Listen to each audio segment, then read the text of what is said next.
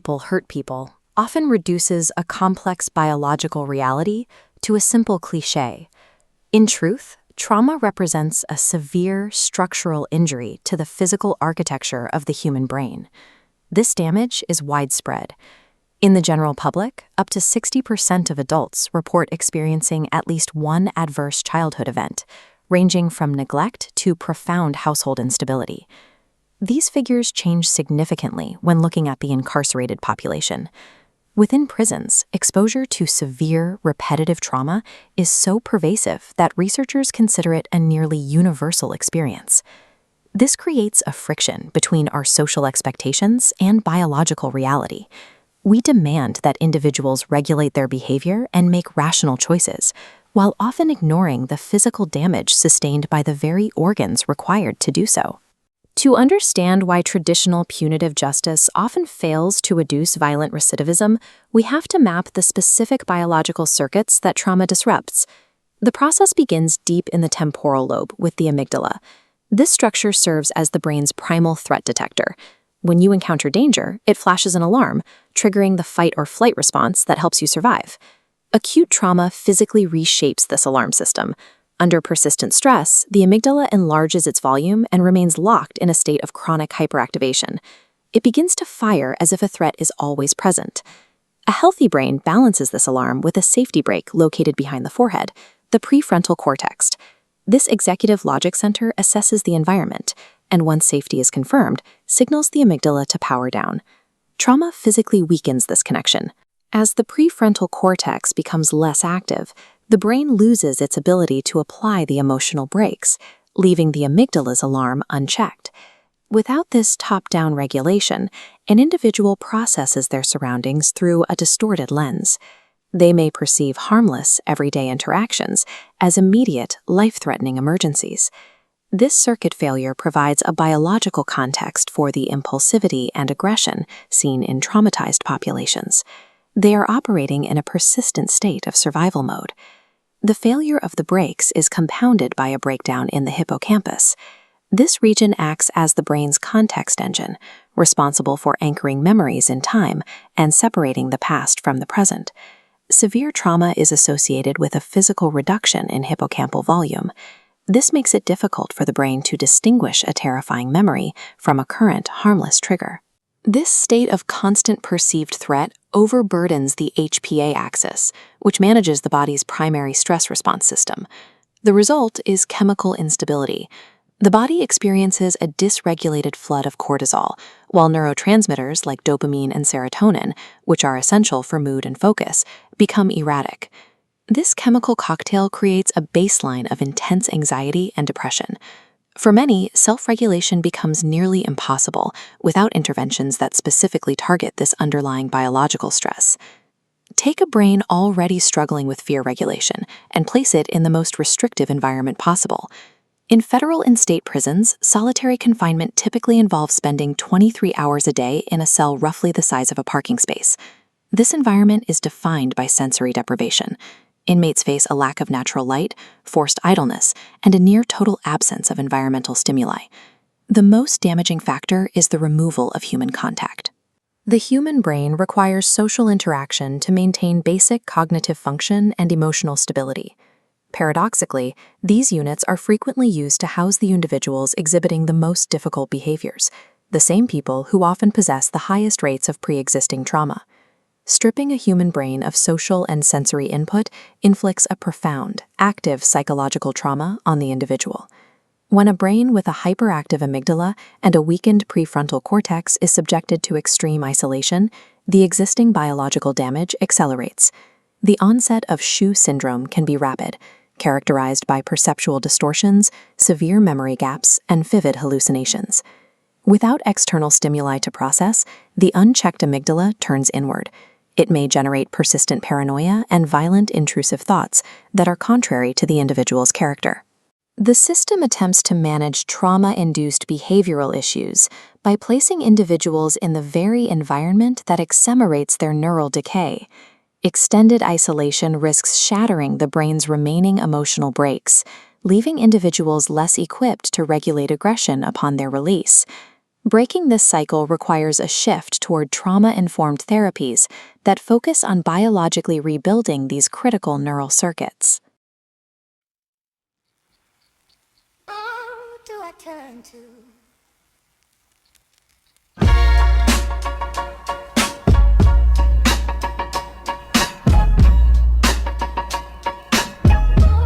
Do I turn to?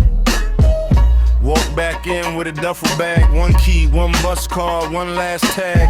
Mama moved, phone dead, rent due. I know the block, but the block don't know you.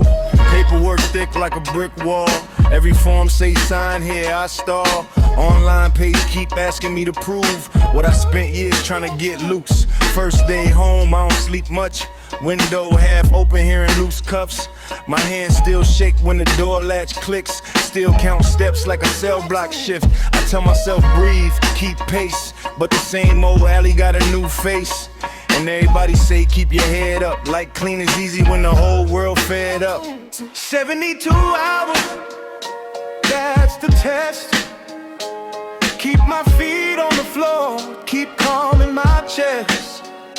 72 hours, don't let me slip. I need a steady hand and somebody to pick up. Who do I turn to? Who do I turn to? First 3 days I need something true. Who do I turn to? Who do I turn to? Oh, I'm a returning neighbor too. Who do I turn to? Job sites. Welcome, everybody. Welcome to another edition of the the Returning Neighbors podcast. Sorry, getting confused here. Today, we're talking about the invisible walls, post-incarceration syndrome, and the mental health reentry crisis. Man, we in the building. What's going on, fellas? What's happening, my brother? What's happening? Everything good? Yes, sir. Yes, Brother, you sir. right? Playing. Yeah, this is a beautiful topic, man, to talk about, man. You know, when you get to talking about somebody's mental, man, and the state of their mind, you know, being in prison and coming out of prison, man, the state of mind is critical. That's a fact, man. And a lot of people don't really pay attention to Definitely is. this Definitely is. new science, so we got to get into it. You know what I'm saying? But I know. basically, from my understanding, it's just like PTSD, right? Yes, sir. Yes, sir. It is. It's definitely like that. And that's that post-traumatic prison disorder. You know, that's Yeah. what it is. Also known as PICS, Post-Incarceration Syndrome, is the new technical term that they use in. It's the new sexy label for it. You know, we got to have sexy labels for everything.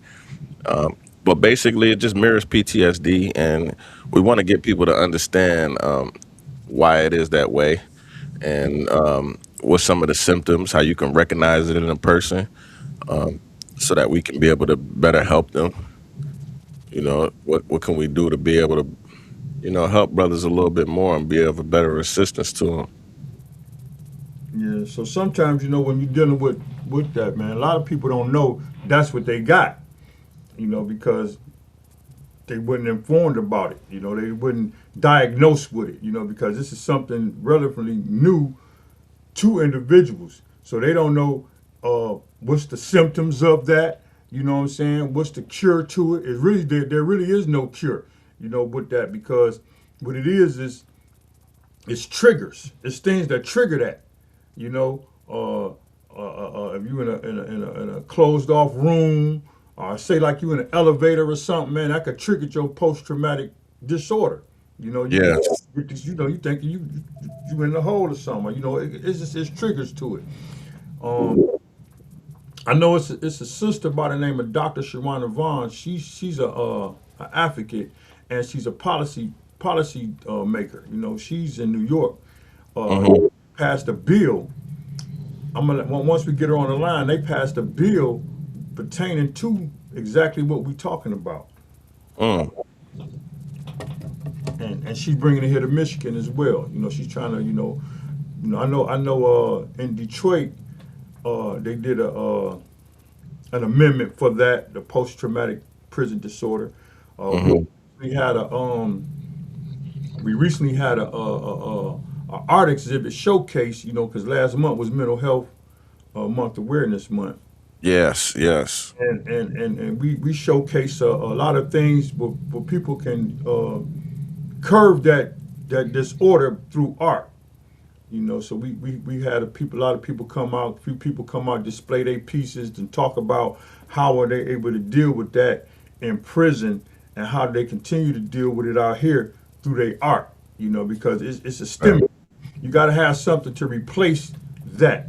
And a lot of times, a lot of people that may have that disorder, they may replace it with drinking that may can cause them to have substance abuse, or they may displace it with some kind of pills that may just have them have a disorder, and they, how pills can make you go up or down. You know what I'm Yeah, saying? So, yeah. and then you get diagnosed with other problems. So it's something that ones need to really look. We need to look into that we got, because we have a lot of returning citizens that may be diagnosed with that. But how do you know the diagnosing of it? How do you know somebody have that? You know what I'm saying? That's some of the things Yeah, that are. I'm just going to piggyback off what you said, Dion. Because of this legislation is so relatively new. It's been in the works for years. I've learned that it's been in the works for 10 years of this legislation actually being passed. But it's so relatively new that I don't even think they even set up the parameters that equates that with PTSD or differentiates that with PTSD, which you understand is post traumatic stress disorder. Um, just speaking on that alone, I believe that anybody who have done over at least 5 years of incarceration should, if not, get this some type of standard of help to see if he can be diagnosed with that disorder. Because what we have understood is the person, whoever did over 5 years of incarceration, can have some level of institutionalization. And I believe, because I think we want to equate the syndrome that we actually see, because if you don't never been just impacted or actually been in prison or incarcerated, Uh-huh. you would never have that actual syndrome. So Yep. I think Let's talk about why are incarcerated populations at a higher risk for PTSD. Basically, incarcerated populations are at a significantly higher risk for post-traumatic stress disorder due to a combination of high rates of pre-existing trauma and the inherently traumatizing conditions of prisons, the environments itself. Researchers often explain this dual risk through the importation model, which focuses on the traumas individuals bring into prison, and the deprivation model, which focuses on the psychological damage caused by the conditions of confinement.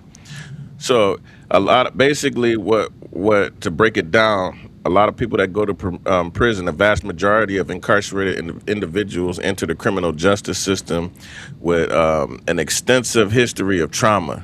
The statistics is anywhere between 62% and 98% of incarcerated men report experiencing at least one lifetime traumatic experience prior to their incarceration, a rate that more than doubles that of the general population.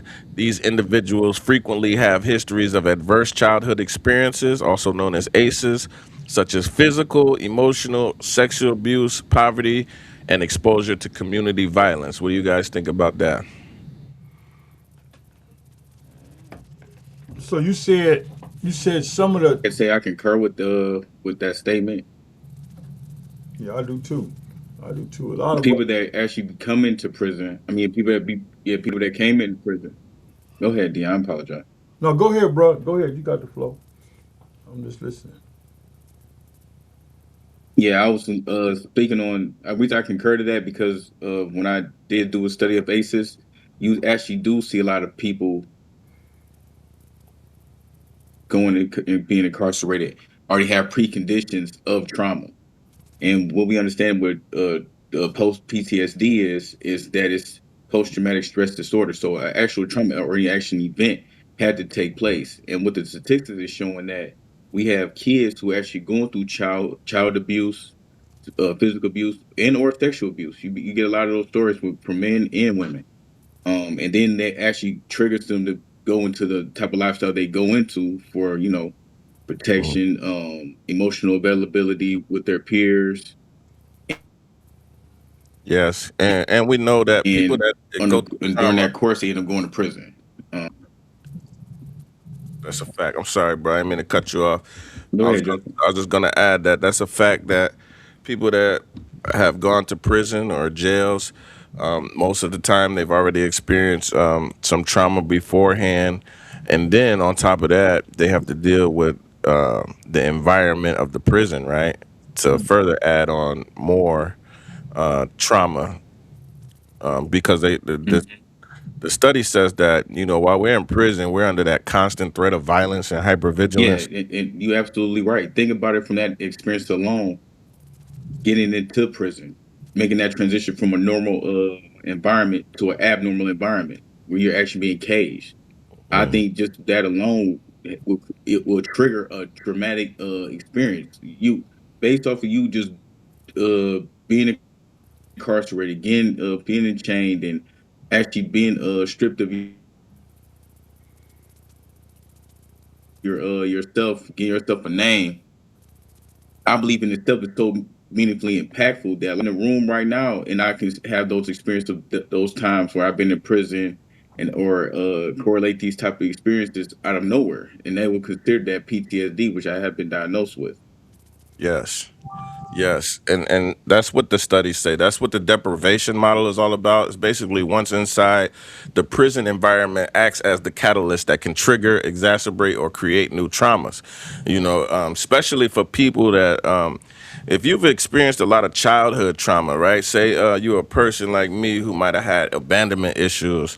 I grew up without a mother, right? So I had abandonment issues. I had issues of understanding self-worth, anger issues, all of these issues I had before I went to prison. So once I got inside of that environment and seeing how the environment was, it just exacerbated all of the symptoms that I had already, because now I become more angry, I become more violent, I become less emotionally detached, right? Yeah.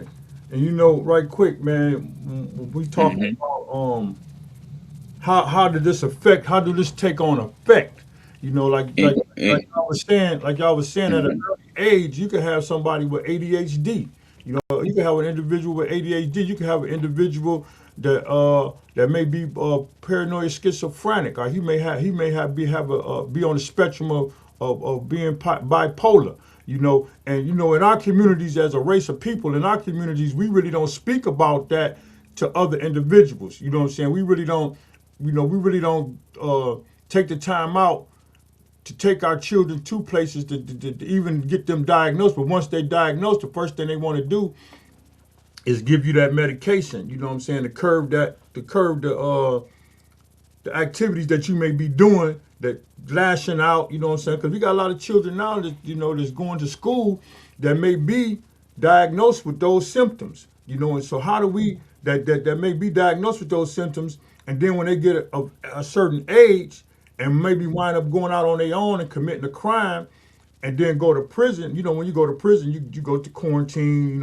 They don't diagnose you with they're not gonna diagnose you with that right away. You know what I'm saying? They just gonna put you in the room, lock you up. You know what I'm saying? And if you paranoid schizophrenic, they don't know that. And going through quarantine, they don't know that you're paranoid schizophrenic. So when you start acting out, that correctional facility, first thing they're gonna do is come in there with the spray you up, take you out, throw you in the cell. You know what I'm saying? Now here it is, you in this cell, basically having an attack, a schizophrenic attack. So now here it is, you in this cell, and now you harming yourself, because it ain't really you. It's that condition that you got in your brain. And then that plays a part. I feel, because I'm not an expert. I feel that plays a part in that disorder. You know what I'm saying? It starts there, and then maybe when you come out of come out of the cell or whatever, and then they start talking to you, and you get to talking to the counselors and the therapists in there. Then they say, well, yeah, he probably got paranoid. He probably paranoid schizophrenic because you don't go to prison with a file from your past. You know what I'm saying? You ain't they you when you get locked up and you go to prison, your medical file don't come with you from the outside. You know what I'm saying? They don't know nothing about your condition until somebody either recognized it, and that's very slim for them to say that they're gonna label you as that. But just imagine how many individuals that's in prison is paranoid schizophrenic, and people that's in prison that's on that spectrum of bipolar, that they don't know about. So that causes a lot of interactions with being violent. You know what I'm saying? Being defiant because they want to put you on the medication, and they got medication, man. Some of that medication will tear you down. Yeah, well, Tear you down, and then prison. And when you in prison and you got that kind of you've been diagnosed with that, and they giving you that medication, and you ain't trying to take that medication, and you trying to eat because the food ain't all that good. You can't, so you selling your medication to somebody don't even supposed to be taking that stuff. And I hear they taking it and they flipping out. So you gotta, it's a slippery slope dealing with that disorder along with complications of the disorder that you already have going into prison. it is. And just to get people to understand what that feels like and what that's like for a person. One of the things you have to understand is that prisons are highly volatile environments where individuals face a persistent risk of physical and sexual assault from both other incarcerated people and correctional staff. Up to 25% of incarcerated men report being sexually victimized during the sentence. This constant danger forces individuals into a chronic state of hypervigilance and a perpetual fight or flight response, which are core components of PTSD. Even witnessing violence behind bars can induce severe psychological distress. Very true, man. And it's surprising that that number is so low, up to 25% of incarcerated men being report to being sexually victimized. We know that most of the time men will not report. They will not self-report anytime that they've been victimized sexually. So I'm pretty sure that number could possibly even be higher than that. I'm quite sure it is. Quite sure it is. But if you're a person in that, right? You come to prison, right? I had once wrote in a rap to get people to understand, especially the young boys. When I came home from prison, I wanted to get the young boys to understand the severity of prison and how serious it was, right? Because a lot of times, I remember when I was going through quarantine, the young boys was coming in and they was like, it was like a game to them. Like, how many years you got, dog? I got 17, I got 40, I got 50, It was like a game. And I'm like, these cats don't even understand the real severity of the situation that they're facing. So when I came home, I remember I wrote a rap to describe that environment. And then I said, imagine being thrown in a cage with other demons in it. And the reason I wrote that was because of the environment in prison. Like, we all, when we in our day, right, in the streets, we think we the baddest, the toughest. We think we the most gangster, and then you get to an environment like a prison, and then you realize like there's levels to it, right? Like, there's levels to it. Like, your gangster, it was gangster to you, but to somebody else, they willing to take it 10 more levels higher than you was. So you start to realize that inside of a prison, you're in an environment where anything can go down at any given time. So that creates that paranoid state of mind, that hypervigilance where you always gotta stay on your guard. And that's what creates, in my opinion, some of the PTSD. Yeah. Going into prison, a lot of people go into prison, bro. You know, they be putting up a front. And the reason why they put up that front because they feel they step into a place, especially if this is your first time and you got some years behind you. You know what I'm saying? So they didn't already prepared themselves for prison in the so-called sense of when they was in the county jail. You know, if you're going through a trial, you say, well, I know I'm fighting this murder case or I'm fighting whatever case that you're fighting. So right then and there, you start, focusing on your stamina. Let me just put it like you focus on your stamina. You're doing push-ups every day. You're doing all this working out because you feel when you get to where you go, your destination is a place that you don't really know nothing about, but you know that it's things that's gonna go on, and you don't got that gun now. So Yeah. you gotta you gotta build your skills up. And if you don't got a lot of our youth don't have skills to fight. They don't have it. They because they so used to picking up the gun. But for those that have the skills that got a one quitter hitter, you know what I'm saying? Those are individuals that's working out and it may be their first time going. So when they go in there, their mindset be like, I'm not gonna let nobody uh disrespect me. I'm not gonna let nobody step into my space. You know, all the things that they come up with to say that how they gonna conduct themselves when they get there, and then when they get there, that's when they get shocked. You know what I'm saying? Because now they looking, you there now. You know, you hearing the noise. You might be walking down the gallery or somewhere. You see somebody get thrown off the gallery. You know what I'm saying? Or you might be walking down the gallery and you see somebody get stabbed in the head or beat with a lock. That's traumatic right there. Just seeing something like that. If you ain't Hmm. witnessed that, because you out No, here people, you know what I'm saying? So you see somebody get no, upside the head, and that's traumatic to them. So they feel like they're not gonna let that happen to them. So when they get in there, it's the stereotype that we look at from people out here that look at that's getting into trouble. The stereotype of when I get into prison, I'm gonna do this, I'm gonna do that, I'm gonna do this, I'm gonna do that, and then you get sucked into it, because for you, but both of y'all know when we get there, the correction officer tell you don't take nothing from nobody, don't Yeah. gamble. You know what I'm saying? To make sure you're in the right place at the right time. They give you the rules, but then we kind of may see one of our homeboys.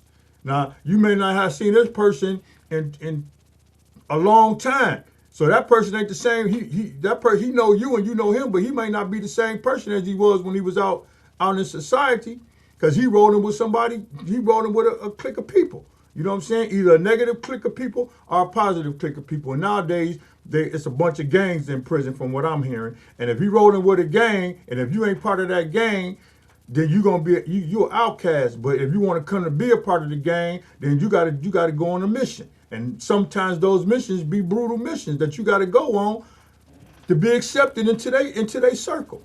And the reason why, for people that don't understand prison mm-hmm. culture, the reason why people join the gangs is because of safety most of the time. Is when you see that. Can y'all explain, like, bring back to the time when you first got in the joint and you witnessed a violent act, right? And you witnessed something violent. Like, how did that make I, you feel, or in your mind, in your body? How did you I'm, react to that?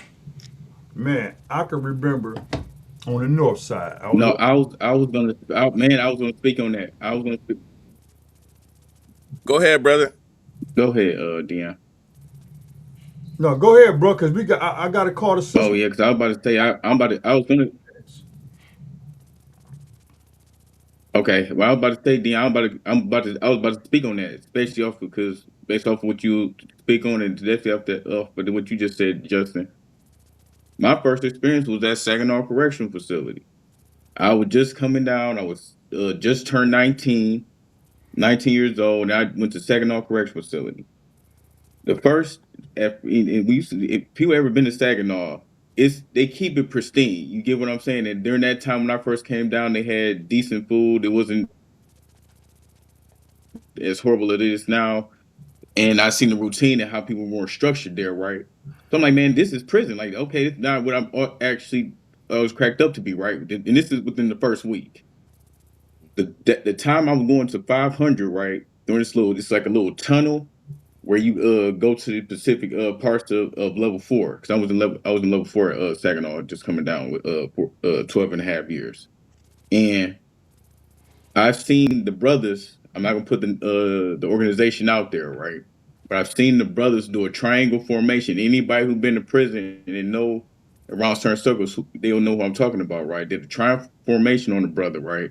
What I mean by this, you have one in the front, You have two people on the side, and you have one on the far back end following this guy, right? The guy did not know. He knew what was up, but he did not see what was going on, and I didn't know what was going on. I'm fresh in the prison. I've seen that guy in a closed, gated area get stabbed damn near to death, if not die. That was my wake up call to prison. Oh, this can get serious. Oh, you will not see this coming. Oh, you got to be hyper vigilant.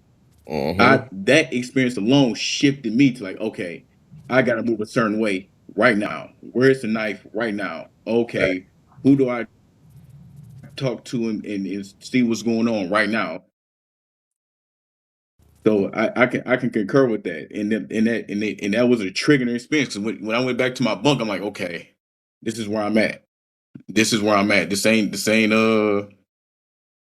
county jail. This ain't the streets. We got guns. This where Yeah. you at. We got to fight grown men, strong men, and actually have to survive. You get what I'm Yeah. saying? So I'm like, okay, game is on. You feel what I'm saying? So I truly Yes, understand how that first hand experience go.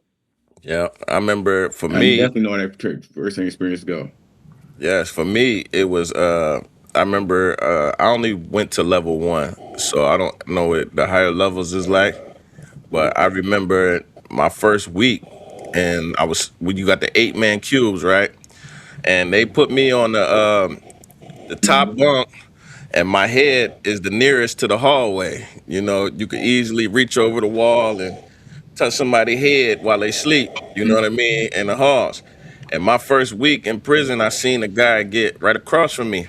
He was asleep, and the dude came. I guess he owed the store man. You know what I'm saying? Thought it was sweet, and dude came with the lock and the sock, and he caught him like while he was asleep. You know, and I remember like watching that whole situation, and I was just shell shocked. Like, damn, you know, it could go down anywhere. And I remember trying to go to sleep that night, and I tried to flip my head to the other side, the other end of the bed, so that my head wouldn't be in the hallway. And the CEO woke me up like, "Yo, you can't sleep with your head facing that way. You gotta have your head facing the hallway." And I'm like, "Damn, you know, there ain't no protection. Like anybody could just come sock me up while I'm asleep. You know what I'm saying? Right over the wall, like." You know what I mean? Why I can't lay with my head to the other end? You know what I mean? Where the TV desk is. They like, nah, it's regulations. We got to be able to see your head. So that night, I remember not being able to sleep for at least like a week later because I was always up, like just watching movements in the middle of the night, seeing who walking around. Every time somebody go to the bathroom, you know, I'm up looking at them, making sure they ain't too close, or you know what I'm saying, just seeing what's going on. And it took me a while, man, before I was able to really like get some solid sleep in the joint, man. Just because of that was always on my mind, man. Yeah. Well, right now I got the sister from Silent Cry, Dr. Shawana Vaughn, who's an extraordinary advocate, man, and she's she's a policy maker, man. So right now I'm gonna let her introduce herself, and she's gonna give y'all a little bit about her and her encounters with prison, as well as the topic that we speaking about, or this PDS prison disorder. So go ahead, Sister Shawana Vaughn, Doctor. Hi, it's nice to meet you all. My name is Dr. Shawana Vaughn. I'm the director of Silent Cry. I've run a nonprofit for the last 25 years. Only W763. And I was born in prison. And so I truly believe that prison creates catastrophic circumstances way beyond what we can imagine. Like, if we navigate being born in a family of addicts, we can navigate that. If we can navigate the trap house, we can navigate that, right? We can navigate whatever is in society. But to go into a prison, I call it like the Lion, the Witch, and the Wardrobe. It's like going through something that you can't assimilate yourself for. And the experiences that happen in prison exacerbate every childhood experience you've ever had in life. And so for me, like, I went to prison as a teenager, and there was nothing that could be ready for prison. Like nothing. People don't even realize that people don't make it home. Getting home is a luxury.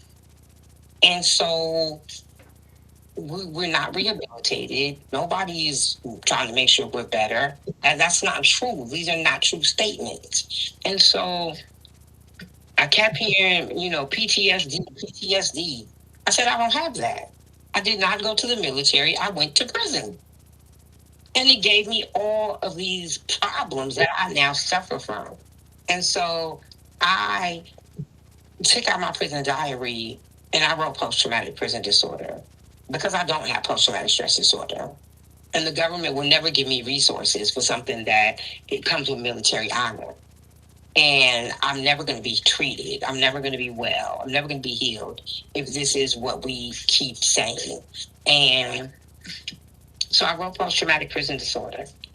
And though they mirror, they are not the same. And 70 million people plus suffer from post-traumatic prison disorder. And it's not the same. And I'm fighting for legislation across this country to acknowledge that we have a different type of problem and we need different resources.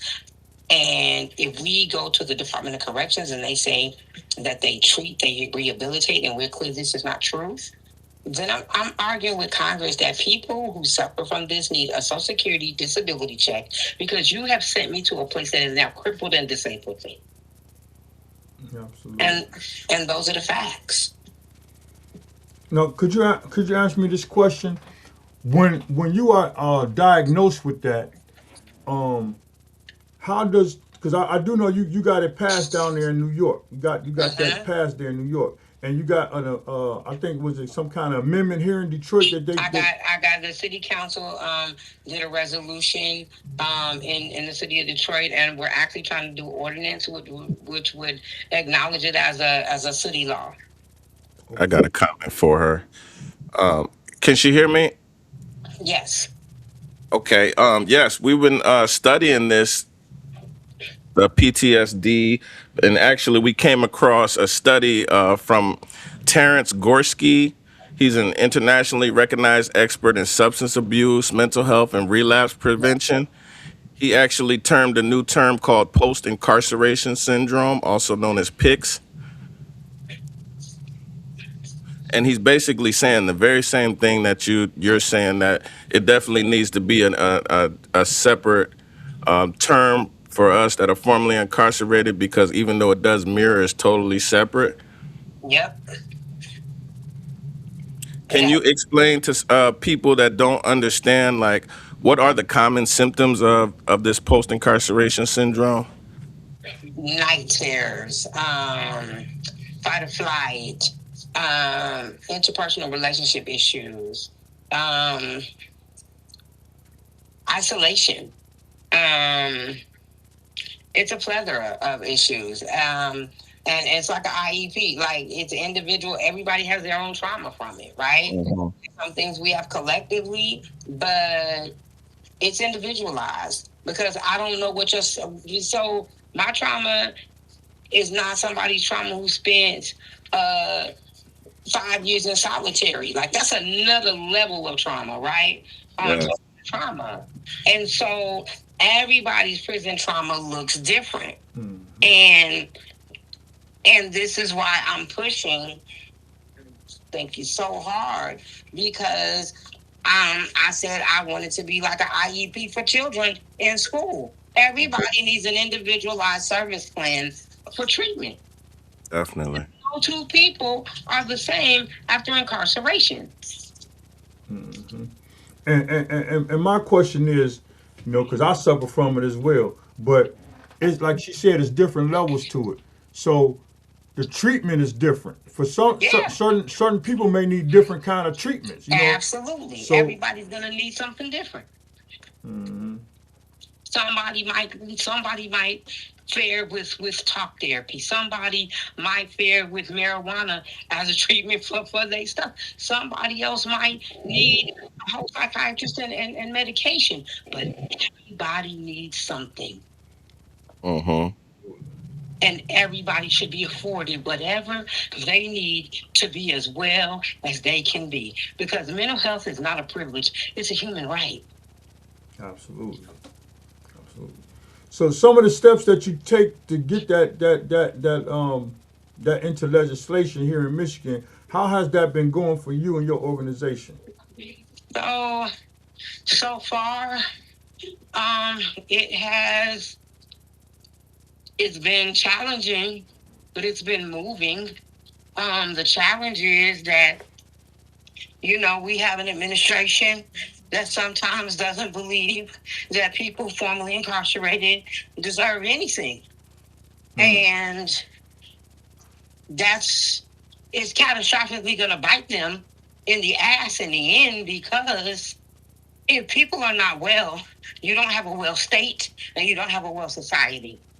So it just behooves people to make people well. It actually saves the state money to make people well. And that's the current plea. Like, how do you want people to come home? Now, if you don't want them well and you want a sick society, then we'll keep on the path that we're on. But if you want a well society, then we'll heal people. And Yes. we will give people services, and we will give people therapies, and we will allow people to heal. Absolutely. Absolutely. Yes. You mentioned that how do we want people to come home? And I think that's an important conversation for us to have. Actually, we're getting ready to introduce a bill into the House this week. They're trying to end solitary confinement in Michigan. Yes. Yes. Under your clinical experience, can you speak on the negative effects of solitary confinement and what it does to a person's brain? Solitary diminishes your mental capacity. Mm. Mm. Yes, the hippocampus shrinks. The quality of human life. No matter how long you've been put in that room, it does. It does. It does. Yeah, studies show that the hippocampus shrinks, the amygdala region that processes fear and threat detection, experience a chronic surge in activity. That's why we have so much fear, and that fight or flight is always turned on. What does that do to a person's mind, having that always activated? Well, right quick, Miss Dr. Vaughn, I would like to ask you, man, if anyone want to support you in your endeavors to get this into legislation, how can they contact you, and how can they follow you to stay up abreast of what's going on in that arena? SilentCryInc.org is my website, and they can always email me at silentcryinc@gmail.com. Okay. It's been a pleasure, sister. Thank you for coming on. Thank you so much. I love you to death, and yes. stay in the fight. My friends at 1205 Philly. Thank you so much. Yep. Peace. Thank you. Yeah. So yeah, man. So that was the sister, Dr. Shawana Vaughn, man, and Thank you. She came all the way from a whole nother state. She came from New York, to help to come down here to Detroit, because she's seen the urgency of what's really going on with our judicial system in itself. So she's real boots on the ground. She's real I want to say extreme at times. You know what I'm saying? Because this ain't no game, man. This is real life when we talk about returning citizens that may be diagnosed with that, returning citizens that may have a mental issue besides PSD syndrome. So it's something that needs to be looked at, and like she spoke on, that do we want people coming home rehabilitated, or do we want people coming home acting like they still on the yard? Exactly. And since we talking about this, I wanted to ask her what treatments help manage post-incarceration syndrome, but I kind of did some little research on it. And everything that she said is exactly spot on, where she said that it requires a multi-model trauma-informed approach.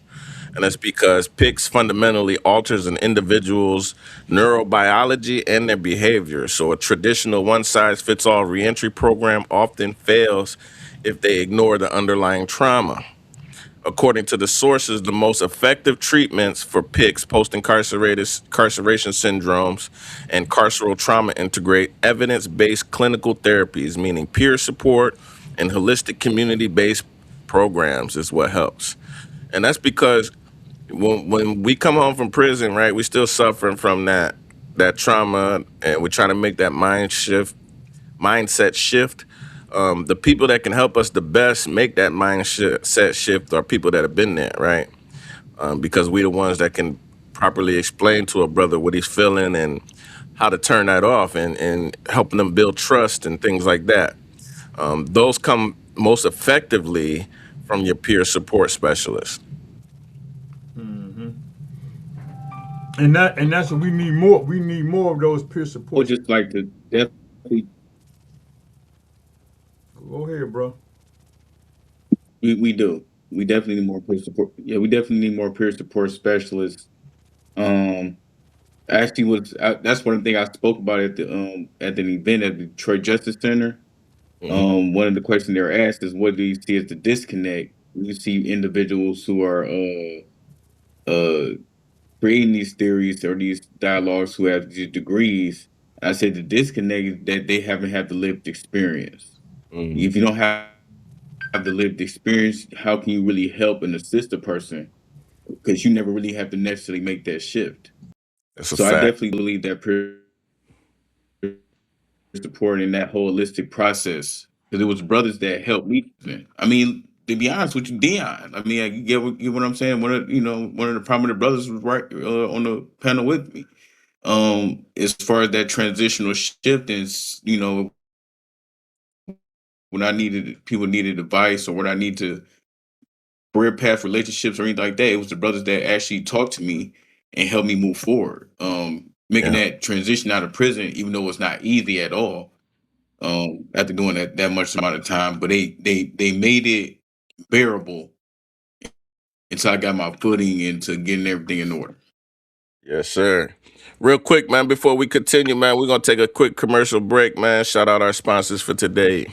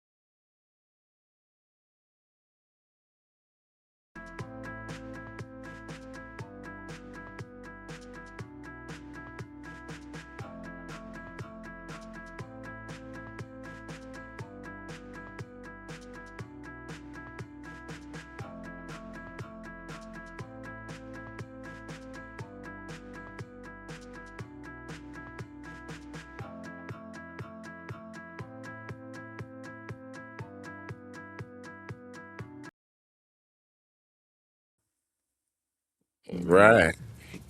Uh, right quick, man. I just got I don't know if you got the same message that I got from Leanne, Mm-hmm. speaking on the brother that we can call, that he might want to talk about what we on today. But Mm-hmm. either call him now, because we got another call coming in at 12 o'clock. So you want to give him that little time before 12 o'clock, before the brother call. Yeah, we can give them that time now. Okay, well let me set it up. Let me set it up. I'm gonna call him from another phone because I don't want that other phone to ring while we on. So Okay. let me get that together. I'm gonna Yes, sir. pause. Real quick. I'm gonna pause myself right quick to do it. Yep, no worries, brother. No worries, brother. Real quick, man, we gonna talk about Tuesday, man. We got Building Bridges to a Safer Michigan, June 16th, Tuesday. We're gonna be on the Michigan Capitol lawn, man. Returning neighbors will be live on scene, man. We gonna do the podcast from right there, man. We gonna be live in action, man. Y'all gotta come on out and support, man. This event is sponsored by the Citizens for Prison Reform. This is their 15th annual Legislation Education Day. They're advancing justice, supporting families, and strengthening communities, man. This is their time, man. We're going to go out here and meet our legislators. We're going to poly with them to see if we can build. And we're really on this race to end solitary confinement in Michigan. So if you can come on out and support, please register using the QR code or by visiting tinyurl.com CPR Legislative Day. It's from 10 a.m. to 4 p.m. and they are providing lunch. Lunch will be provided. So tap on in, man. Tap on in, man.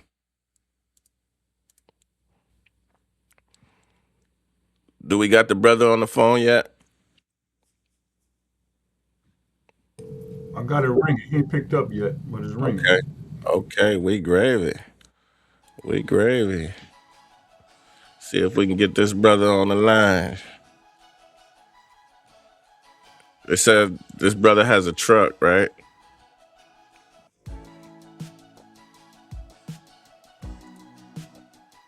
This guy has the med truck. Going to his voicemail, so I'm just gonna leave him a message, man. What's going on, brother What you Jamie? talking about, Jamie? Neil calling, man. Yeah. Give me a call. Yep, brother Jamie. Maybe we'll get him on in a That's minute. what's up. Yeah. But if we can't get him on now, but we'll catch him later. We got a call in coming at 12. Yeah, that's in a couple of minutes, so we'll get him on here. If he called me back, I called him from another phone, so if he called me back, he'll be able to come in with us either way. If he called. Okay. So, yeah. And if anybody would like to join the show, you can either send me a Facebook message, comment on the live, or you can just call in to our call-in number at 313-420-8257. If you would like to come on the show, give us a story, tell us your story about survival. You know, if you got a comment that you would like to make about post-incarceration syndrome, just let us know, man. We're going to get you on here and get you on the show. Absolutely. And we got a plethora of things that we're gonna be talking about on this platform, man, because it's basically a platform that's needed across the country. But specifically speaking, we here in Michigan, and but we're broadening the range out to other states as well. We're here to help give resources. We're here to help direct individuals that may need the resources.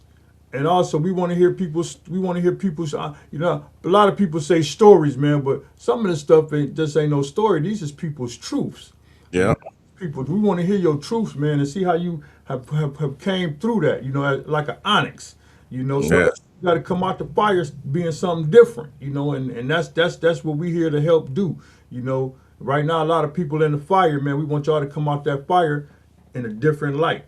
Like an onyx. So that's my preference of being here, and being able to help individuals, guide them to success, man, on their being out, man, because it could be a struggle just to stay out of prison. You can be a struggle just to stay out of prison, man. So like I said the last couple of episodes, man, if you've been home over 5 years, man, I salute you. I commend you. If you've been home 3 years, man, keep pushing. If you've been home 1 year, continue to walk the path of righteousness, man, and stay out here, man, and make a commitment, not just to yourself. You got to make a commitment to yourself, but make a commitment to the people that you're around, man, because a lot of times people don't believe that you changed until they see the change in you. So that's all I really wanted to say right quick before this brother called in. Yes, sir. We just here for the help, man. Well, I'm here for the help. I know y'all brothers is here for the help too. I can't wait to, so when I get that information about going somewhere that's in my lane, going to Lansing tomorrow, man. Listen, I hate to say the word I can't wait, man, but I'm anticipating to get down there, man. I might be down in Lansing tonight before the sun come up, so I could be the first person at the door when these people start coming in. You know what I'm saying? Because when it comes down to our legislators, man, the way they talk, some of them, the way they just constantly just try to spin you and smile in your face and that really makes me feel a certain kind of way because I can see right through all that, man. So I want to touch a nerve, man. And the only way we can touch a nerve is by getting down up in there, man, and tapping onto that vein, boy, to make them move. Facts. Well, that's a major fact. Also, what's good, my guy? Yeah, that's another one of our hosts, man. Also the Don, man. That brother Also, doing his thing out there, man, with his rap. He got it going. Yeah, man. When you ready to come back on the show, let us know, man. If you got a minute today, man, we can get you on right now too. He can call the number. He can call in. He can call the call-in number if he wants. Yeah, Yeah. And we really just out here making it available for our returning citizens, man, and to inform some people that may not ever been to prison, man, how to conduct yourselves around individuals that's been to prison. Because a lot of times people come home from prison and you go to an event or somewhere, and then the person find out that you've been to prison, or somebody tells somebody, oh, she just getting out of prison. So when person, oh, he just getting out of prison, so now they edgy about it. You know what I'm saying? They looking at you crazy. They looking at you different. You know what I'm saying? They can't want to approach you. What's going on, my brother? We good, man. We good, man. Getting it done, getting the job done. Well, good to see y'all, man. yes, sir. Good to see you too, brother. How's it going? Man, out here at work, man. Just on a little break, I gotta punch the card. Yes, sir. Ain't nothing wrong with that, man. We just talking about that post-incarceration syndrome, how it's like PTSD, and how brothers get to getting something like that, and tips and tricks to how we manage that, all that good stuff. Yeah, I mean, well, a lot of times we don't really know that we facing with we face with the PTSD or we suffer from it. You know what I'm saying? Until we triggered, until it happens, right? So I mean, I kind of expected to being the intellectual that I am, that I had suffered from some PTSD and I had some triggers that I didn't really know about when I was coming home upon my release. You know what I'm saying? So, and then one time I was driving down Cooper and I drove past the facility, you know what I'm saying, JCS and the wall, the big wall, Jackson, and I've been in both of them, and I've been in Cotton Correctional Facility as well, and like driving past them, like one day, it just like I hated the place that I was looking at, but I felt like a guilt, you know what I'm saying, for leaving the people that's still in there because I know people in these facilities. So like riding by and not being able to help them and like just like having a vision of like looking up at the ceiling from when you're laying down on your bunk. I know y'all know how that feels. Or looking, if you're on the bottom bunk, you looking at the top bunk at the bottom of it, you know what I'm saying? And like just having that vision as I rolled past, it really had messed me up. I had to kind of like pull over, like take a minute, you know what I'm saying, to gather myself. It really hit me unexpectedly, and that's when I really started to realize like, damn, okay, I do have some everlasting effects of this shit that I wasn't really aware of. I felt like I was self-aware enough that I knew of some of the things, but I knew I wasn't aware of all of them. But man, when that day, it really hit me. You know what I'm saying? Hit me hard and brought tears to my eyes and really made me understand. Okay, I got to sit down and really dissect this and really understand what, you know what I'm saying, why I'm feeling like this, what I can do to prevent it in the future. You know what I'm saying, and how I can, minimize that feeling later on, you know what I'm saying? Like, how can I get over it? So, yeah, that, PTSD is serious, man, especially coming home from the, incarceration, man. And a lot of times we don't know that it's there until the triggers are pulled. Absolutely. I got a question for you, bro. Because we was just talking about it earlier. Some of the things that you witnessed, because I know you're a juvenile lifer. You went to prison at a young age, and when we talk about going into prison and walking to the unknown, what could you give us an experience that you went to, that you seen in prison, that was traumatic to you, and it left an impression on you from prison. Like when you first got in, like Yeah, that first thing. yeah. So like immediately I'm only 16 when I go to prison. So I go to prison and there's nobody that look like me. Everybody is older than me. You know what I'm saying? Everybody is grown men, got beards, got facial hair. They working out. And me, I'm just barely hitting puberty, so it's like clearly I was confident, like, okay, I grew up fighting, you know what I'm saying? I was like, oh, I can fight, you know what I'm saying? But I'm looking at these grown men, I'm like, oh man, if I got to, like, I might have to use a weapon. You know what I'm Yeah. saying? So like this is my mentality like coming in. And then like I'm sitting on the sideline one day and I'm playing basketball, I'm waiting on the side, and there's a guy on the sideline arguing with another guy on the court, you know? And I'm just sitting there and like the one guy ain't even playing. I'm just sitting there, the game keep going on, the words get exchanged, and before the game is over with, I'm standing like 3 feet from the guy that's on the sideline talking stuff, and one of the old boys' homeboys came up from behind him, and he had. I tell people this all the time, like I've never seen nothing like this ever again in my life. He had like a piece of pipe, like a metal pipe, Mm. and through his knuckles, like stuck out two stakes, like two spikes. Like And he Wolverine. held it in his hand like this, and then on the end of it, it had another spike so he could like stab you with it. But he was punching you, and he was punching him and stabbing him like right next to him, and right next to me.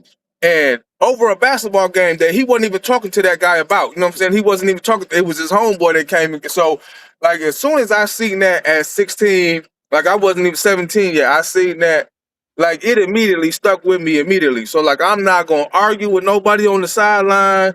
I'm not, Mm. and if we do get to arguing, I'm watching you and everybody else around me because it ain't just about you. I realize that immediately. It's like, oh, I ain't only got to watch you. I see y'all running packs. So Mhm. I got to watch your homeboy. You know what I'm saying? I got to pay attention who you with. I can't just watch you. So that was one of the things that always stuck out with me, and I think even now today it still sticks with me. Like I walk in, and I heard you saying this the other day, like about sizing people up. I don't necessarily size you up, but I looked at I try to read you, like see if you're a threat, if you pose a threat, or you can't pose a threat to me, and then I automatically look to see like who's lingering around you, like who are you with, who do you have with you, you know what I'm saying? Are you with your female, are you with your boys, or who you know? So it still has an effect on me today because I still use that mentality to like when I walk in the room. Yeah, yeah. I was just saying, I just dropped that. Like, not always worried about like how I'm gonna escape out of this spot, or if somebody did something, what I'm gonna do, and watching every single person that walk around, and just noticing everything, man. That's the crazy thing. I remember when I first got on the yard, man, and I seen the dudes walking around like action figures. You know what I'm saying? Like dudes is jacked, dog. I'm like, damn, dog, you gotta hit the weights, dog. These cats over here looking like Arnold Schwarzeneggers and little Yeah, mini blades and 50 cents. And yeah, yeah. And then you looking like, damn, okay, well, I know they ready for war, so now I got to get ready for war. You know what I'm saying? And it just changes your whole mentality. You know what I'm saying? Like walking into prison, like I tell people all the time. As soon as they sentence me to prison, I immediately put a chip on my shoulder and was like, I'm leaving how I came. You know what I'm saying? I came with no scars on my head, no slashes in my neck. I'm leaving the same way. And I did everything in my power to protect that and make sure that happened. You know what I'm saying? And sometimes I feel like I it was survival mode and I had to do it, but like I wouldn't have did it no other way. You know what I'm saying? I wouldn't have. You know, By that time, my shit got rough, because of spending all the time in segregation and stuff, you know what I'm saying, because of the altercation or whatever. But I wouldn't have did it no other way because I feel like it could have been way, way rougher. You know what I'm saying? If I would have been some type of different individual, it could have been, all types of stuff. I couldn't have not had my own shit. You know what I'm saying? Like I was able to hold my stuff down. And I know people that can't do that. So that's a fact, man. I know when I hear the young boys on the street talk about the polls, and they be talking about they good, dog. I'm like, that ain't a poll. You ain't man, seen. man. That ain't no polling. But see, this is the thing now that they telling me now. Like when my homeboys call me, they still calling me, and they like, yeah, these young boys now they You know what I'm saying? They coming in here and they got all these gangster cases. You know what I'm saying? They killers and all this, but they ain't here getting their stuff took and they getting their ass whooped because they can't fight. Their Yeah. whole life they done picked up a gun and we've been shooting their whole life. So they come into the joint. Ain't no guns in the joint. You can't get no gun.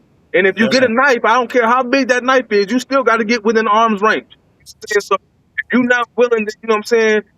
You not ready for that hand to hand combat. Like the joint ain't the place for you. No, and it ain't the place to try to learn either.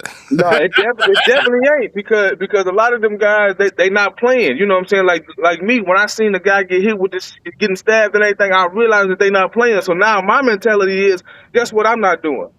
I'm Mhm. not playing. You know what I'm saying? Okay, y'all grabbing knives, y'all grabbing locks. Yep, me too. You know, like Yeah, so. I witnessed an experience, man, on because I did most of my time on the north side back in the '90s. I witnessed a guy, man, my neighbor. He had a store. You know, he had a nice store, man. He 2 for 1s. He know everything. So another guy on the third gallery, he used to always come to him, getting stuff, getting stuff, getting stuff, getting stuff. The first couple of times he was paying him, you know. Then after a while, he stopped paying him. So after a while, now you got a tab, you got a debt, you got to pay. So the guy with the store, this is the guy with the store. He went to the phone. He was talking on the phone. The guy that owed him money to get off the yard, he wanted to get off the yard. So the guy was on the phone. So the weight pit on the north side was right by the phones. So he walked into the weight pit, grabbed like a 5 pound weight. It might have been a 10 pound, 5 pound weight would fit it in his hand. And he walked over to the phone, and I'm sitting there on the bench and I'm watching it because you can't. This is my neighbor. You know what I'm saying? I knew him. I didn't know him that well, but in prison, you don't get in nobody's business when you see something about to go down unless you part of that situation. So I couldn't tell. I couldn't warn the brother that the guy was coming with the weights. He walked over there, man, and got to bashing him in the head with the weight. And the police came and took him away and everything. But my thing is this: is he owed this man some money. You know what I'm saying? He owed him money. It ain't like he owed him. He had to get him. He had to get off the yard. So he didn't want to pay him back. And the way he didn't want to pay, the way he paid him back was through brutal force. And they wind up riding him out. You know, so it's things like that, man, that can go on. You know, that's why they tell you, man, you be careful of who you socialize with when you in prison, because you may think this person is your friend or somebody that's good for you, and then come find out the whole time they plotting against you. Yep. I mean, I seen a few boys lose their life in there. You know what I'm saying? I seen two at Cotton. You know, nope. I seen three at Cotton. I seen one. They tried to call it a suicide. The guy jumped in front of the truck. Literally right outside my window. His head was flat, like Mm, flat. The whole truck ran over it right outside my window.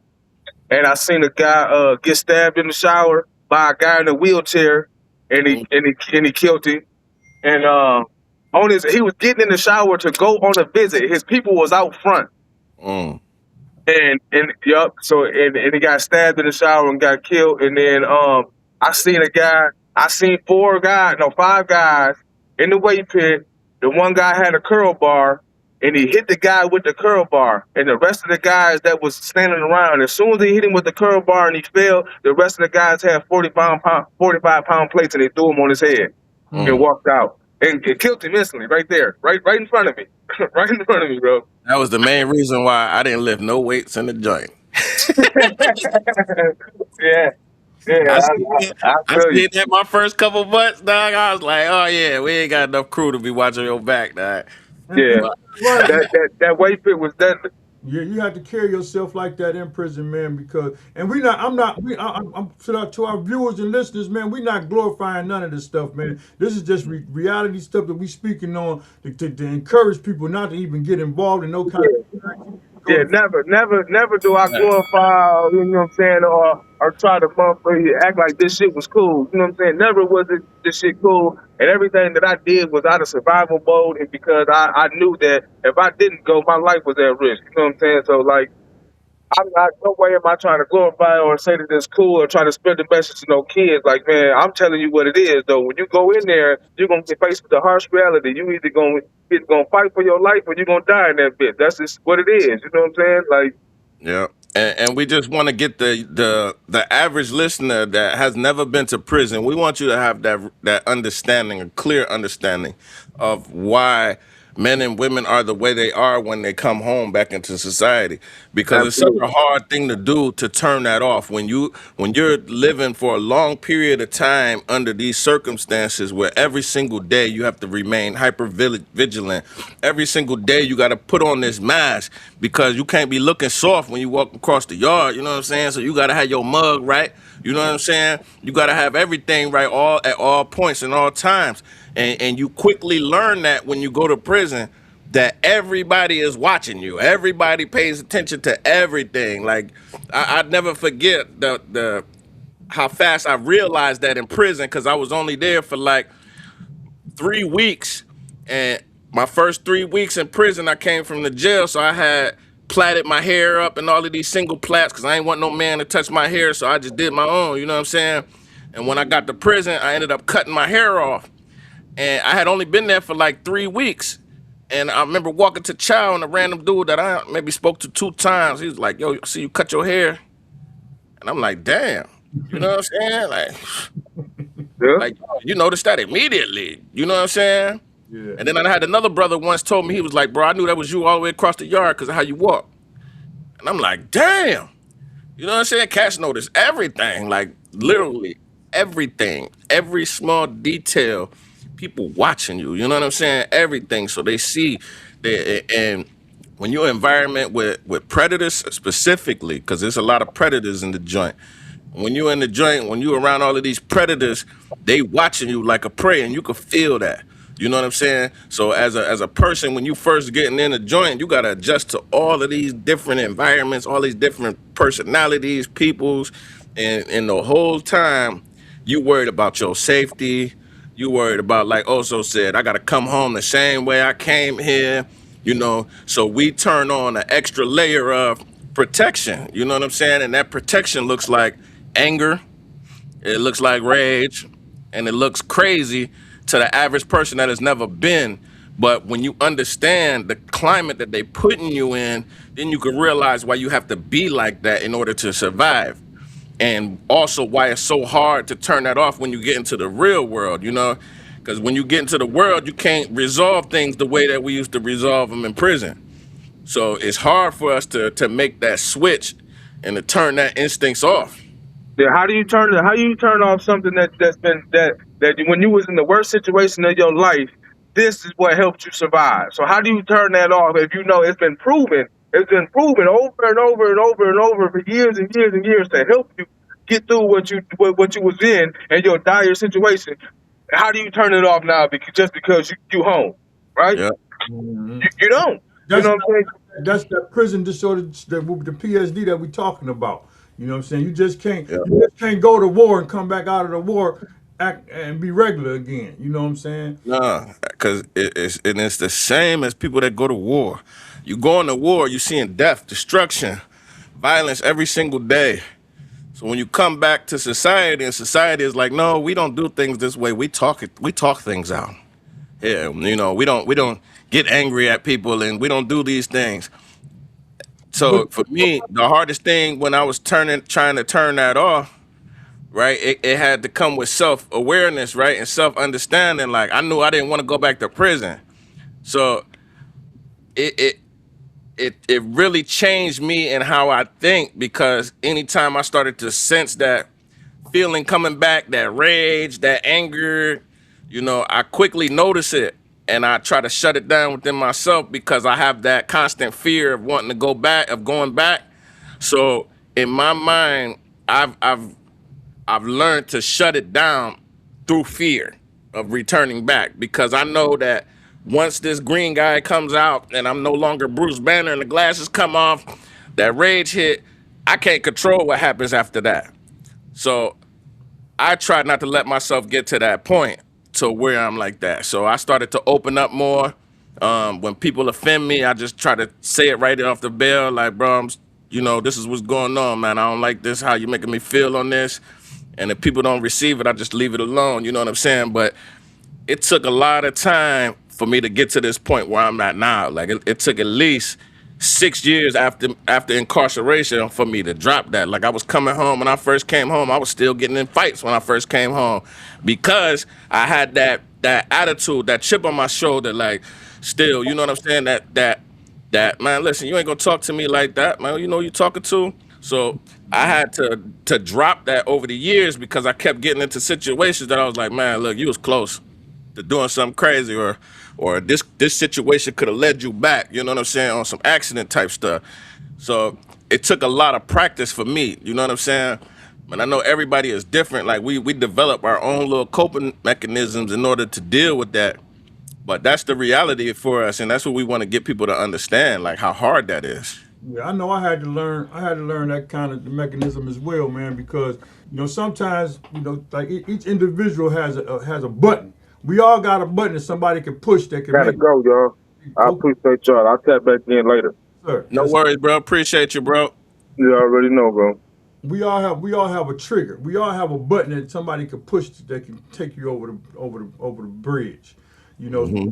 sometimes I had a big thing with people talking to me in your kind of way. You know what I'm saying? You just saying if I'm coming to you in a calm tone and talking to you in a calm tone, and here it is you telling me you talking to me crazy. I call it talking to me crazy.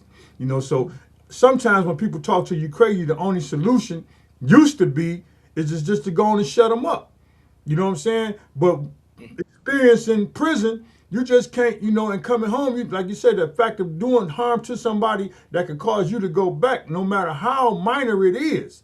You're a felon. You're a convicted felon. So if you just slap somebody and they call the police and they pull your record file up, you're going to jail for assault. That's what you're gonna go back.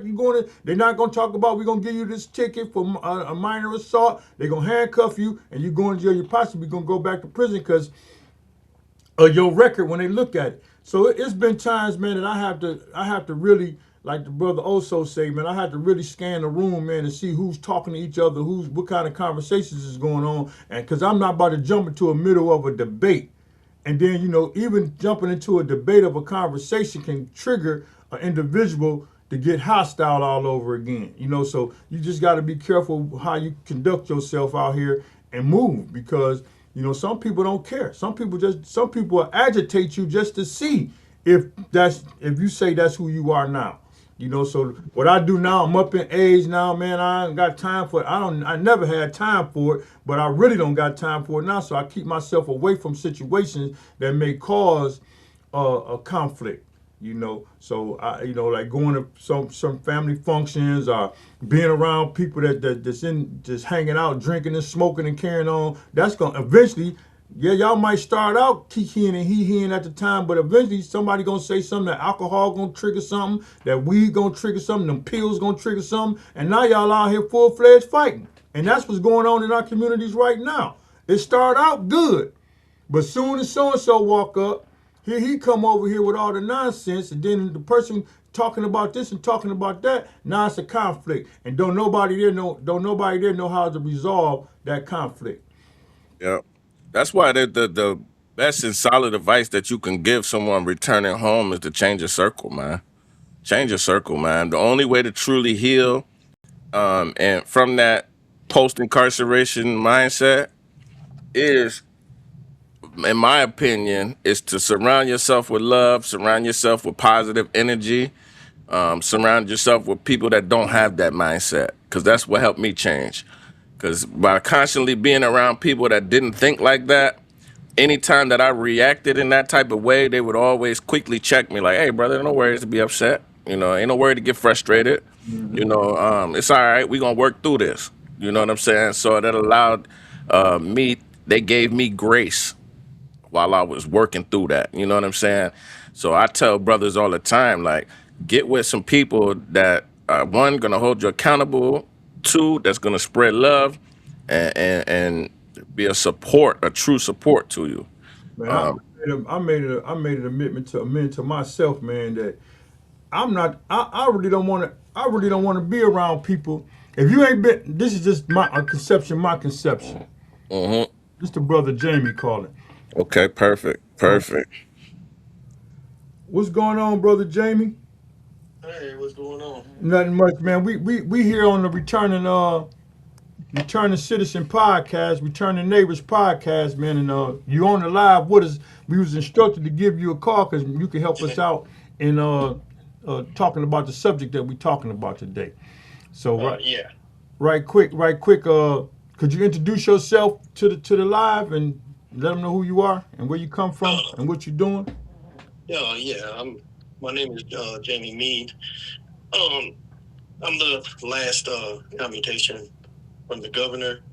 I was released September 24th, 2025. I'm currently employed with Team Cares as their mobile medical unit coordinator. And just trying to catch up on society. I served 32 years, 8 months in prison for aiding and abetting felony murder. And how long you been home? Going on 9 months. Oh, congratulations, bro. Congratulations. Could you tell us a little bit about that mobile health unit? What's the significance of that unit? Yeah, the Team Cares mobile unit is going out to the communities to provide medical care, dental care, and mental health through the communities in need. I'm going to start taking it. It's fairly new. It's been advertised, but it hasn't been out in the community. And now we're setting up events. Just like the last governor's event Friday, the kickoff for the summer.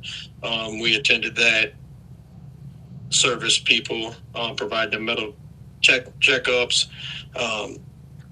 It's a start, but we're going into the communities. It doesn't matter whether it's a project, what type of community it is. I'm trying to get down here to the bus depot downtown to service the homeless. So yeah, it's and it does not cost anything. Oh, just about to ask that. So how do you get in tune? How do you get in touch? How will someone get in touch with you in order to get that kind of service for those communities? You can contact me on my work phone or by email. Work phone's better. And I'll give you the phone number. I would say I'll give you a business card, but I can send you a business card because I did take a photo of it. But my number is 313-480-6539. Could you say that one more time? 313-480-6539. And these are for, events for, we're going to start pulling up where large population of the homeless are. We help service the kids too. They need it. I'm going to try to get into some of the schools to provide physicals for their sports because we know a lot of families can't afford to pay $30 for a physical so their kids can play sports. Some of them have several kids in school at one time, so and it's kind of difficult financially to do those things. So could you describe the unit? Is it a bus? Is it a van? Is it what's the operation of it? Is it? It's a 40 foot by 17 foot RV. It has a complete dental chair in it with x-rays. It has a office for mental health and it has an office for medical. Okay. Do you have a team or did you going out solo with this thing? You got a team of people working with you? We have physicians at Team Wellness has a office or a primary care unit or office or whatever you want to call it, medical in Eastern Market. They have one here where I'm at. I'm Mount Elliott and Mac. They have a children's primary care down in Jefferson, and we have another primary care with children's in Southgate. Okay, that sounds good, man. And this bus has just been introduced to the city, huh? Yeah, they've been for the last year or so. They've been, doing more advertising, and then they finally hired I got hired as the coordinator, which fulfilled the position to get it out more. They want it out every day of the week if possible. Let me ask Nice. you, bro. I know Jesse got some stuff for you too. But as a returning citizen, man, after doing all that time in prison, man, how does it feel to to be in a position to go back into the community and give back and help the community thrive? Well, that was my whole goal, was to get a job that I could do community work to provide back to the community. It feels great. It's a lot better than harming the community as I once did. And I being incarcerated at such a young age, this is actually my first job. So, well, I mean, illegal activities doesn't count too much as an official job, but it it was a job. But Yes, yeah, this is my first official job. Okay, that's good. That's great, bro.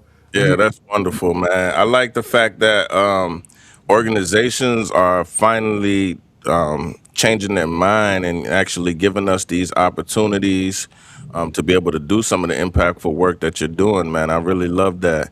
But I want to say congratulations on coming home.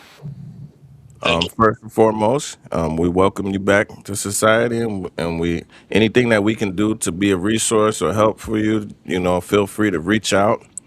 Our topic today, we're talking about post-incarceration syndrome, and how it mirrors PTSD.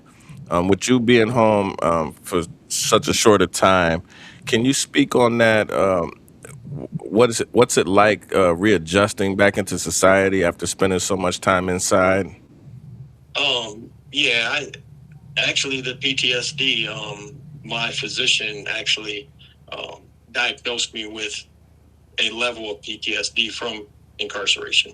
So my primary care physician actually recognizes that. He said there's been a lot of research lately on that, and it does exist. You, especially under stressful situations, it's the anxiety. You feel that, especially when it was me searching for a job, because I left prison with a.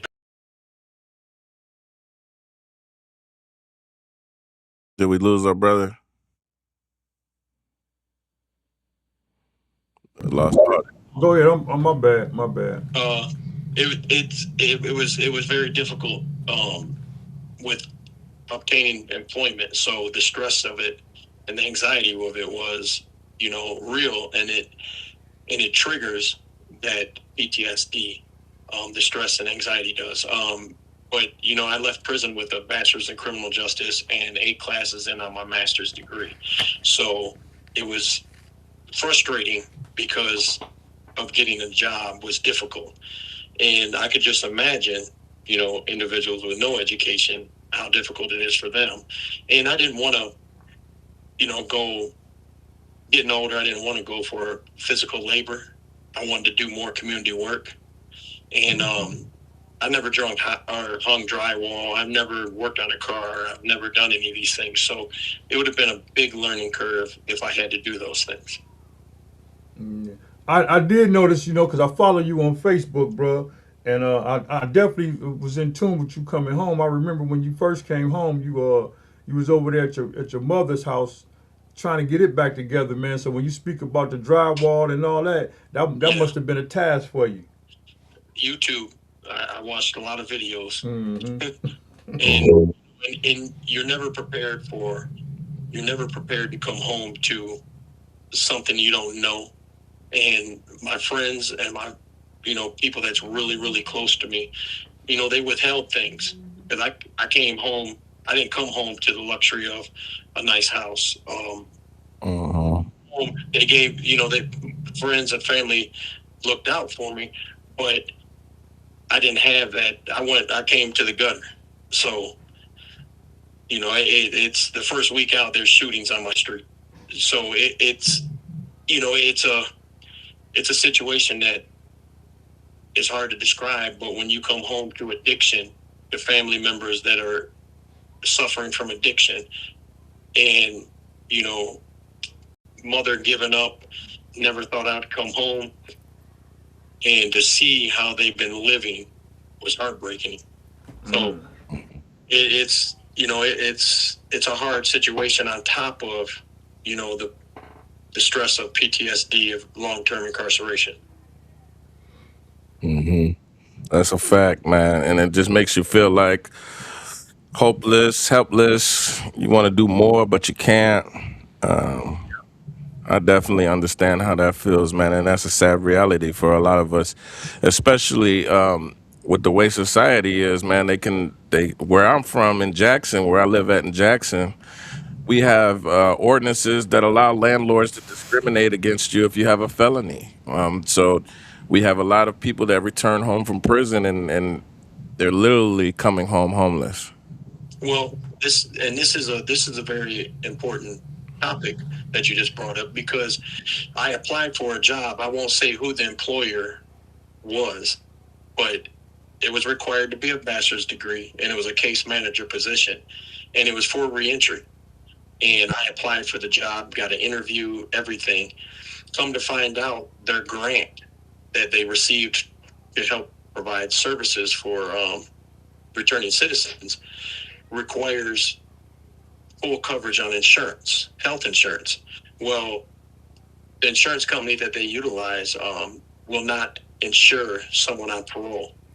So I could not get the job.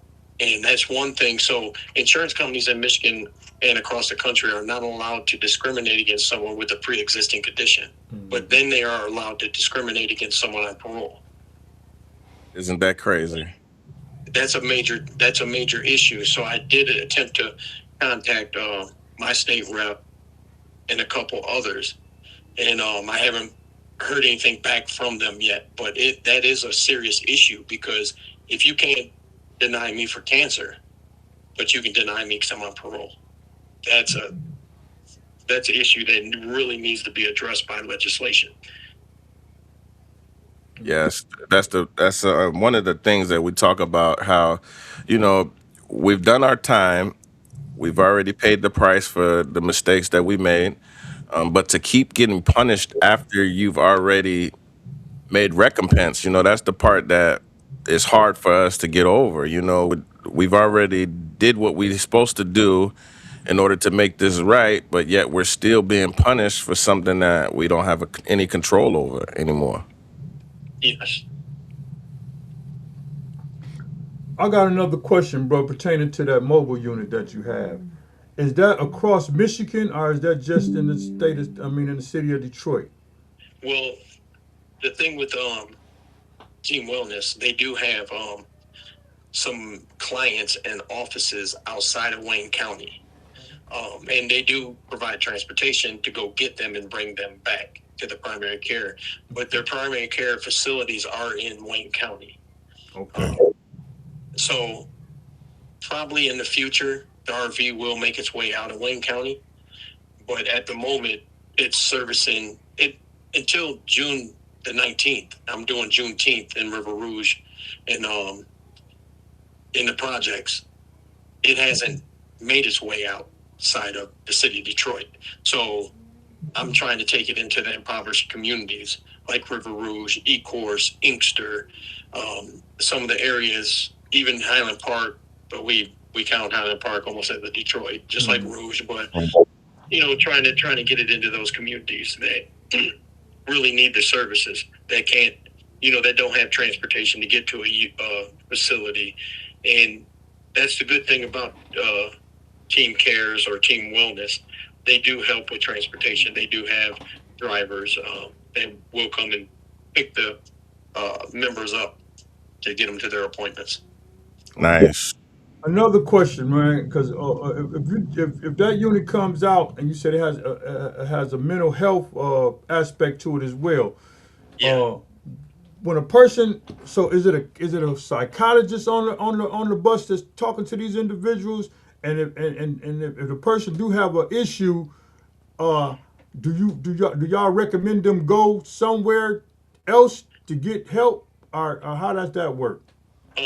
It will either be a psychologist or a social worker that will see them and speak to them, and if they do have a serious issue going on, they can be recommended to come down to one of the primary care facilities and become a member of team wellness or team cares, and provide be given the services at the location, the primary care locations, or if it's a emergency, of course you got to call 911, get an ambulance there to help transport them or whatever. Okay, well that's good, man. That's good. I'm glad that the team wellness came up with that, and they got the right person on it. They got the right person on the mission, man, to do the job, and that's yourself, man. And I appreciate that. That's one thing that I can actually say helped me, being an advocate inside the prison system, organizing events, doing legislation proposals. It helped me get this job. And that's what was said. If I can do it in there, I can do it out here. And you know what, bro? It's definitely not a job, man. It's definitely not a job. A lot of people got jobs, and jobs is like me for say is working at McDonald's somewhere. That's a job. You know what I'm saying? A laborer, that's a job, man. You got yourself in a career, bro. You got yourself established in a place where you could take it further than where you could. It's no limit to that as in your career. So you deserve. It's more than a job. Know, when you serve the community, when you serve the people, they're not the best paying jobs. We know that by looking at the teachers, looking at some of the medical staff, social workers. Whenever you work for the state, even some of the, the pay is not the greatest. It's about caring and about trying to help people. Absolutely, and that's all. I got a question. This show is about returning neighbors and basically reentry. I got a question on for you. Were there any reentry services available for you or offered to you upon release? Before release, they talked about them all, but once I got out, there weren't anyone that was there like they were supposed to be. Like, I signed up for the mentoring program. It wasn't there. I signed up for Nation Outside. It wasn't there. Man, that's terrible. We know those things were, cut by the legislation. So, is it the organization's fault? Probably not. The funding was cut. I understand that, but I did complain a lot. And then all of a sudden, Wayne Metro stepped up and helped with a couple bills. And usually they don't do that for single people, but when you're a commutation who had life without parole, it's a very concerning issue with the governor, because she has ambitions for Washington, D.C. She has ambitions for furthering her political career, which, when you let someone out that has a life sentence, you want them to succeed. You don't want them to fail. Mm-hmm. We know where that help comes in a little bit more than it does with a normal parolee. Sir, yes, sir. Yeah, that's why it's important for us to keep speaking out about those things. I actually used to work with Nation Outside, and I started the Jackson chapter of Nation Outside. So I'm very familiar with them as an organization and other criminal justice organizations across the state. It's just a weird time right now because it seems like the funding is all over the place, and some agencies are doing better at getting that funding for us.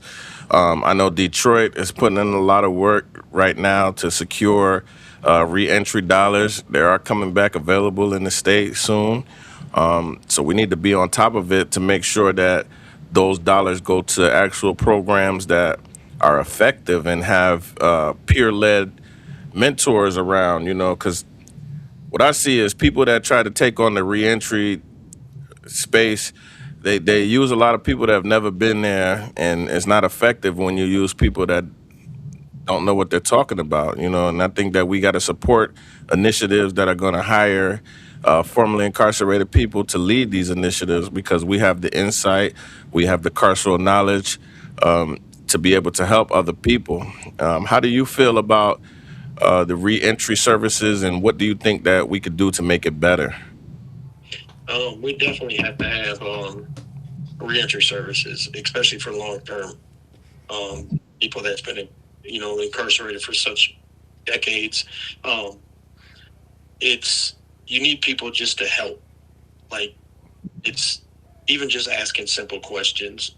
How do you download an attachment on an email?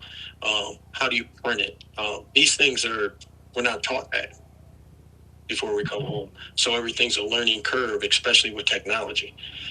But if you had someone, hey, I can call and be like, hey, how do you do this? Without burdening your employer or, someone, then, or even if we could create something that, a program that would put people through it once they're released and actually give them income, pay them to attend. You don't have to pay them $25 an hour. You can pay them minimum wage because it usually takes months to get a job anyway. Mm-hmm. Your first job is usually minimum wage or a little bit more. So if you pay them minimum wage to attend a class, then they feel more secure. You get that feeling of, all right, I'm making it. I'm doing it. That encouragement. Facts. And that's definitely needed. But, as we know, to get that open ear to listen to us. And I'll give you another example. And again, I won't say the organization, but it's in Detroit. I applied for a violent interventionist position. Mm-hmm. It's a bachelor's in criminal justice or related field.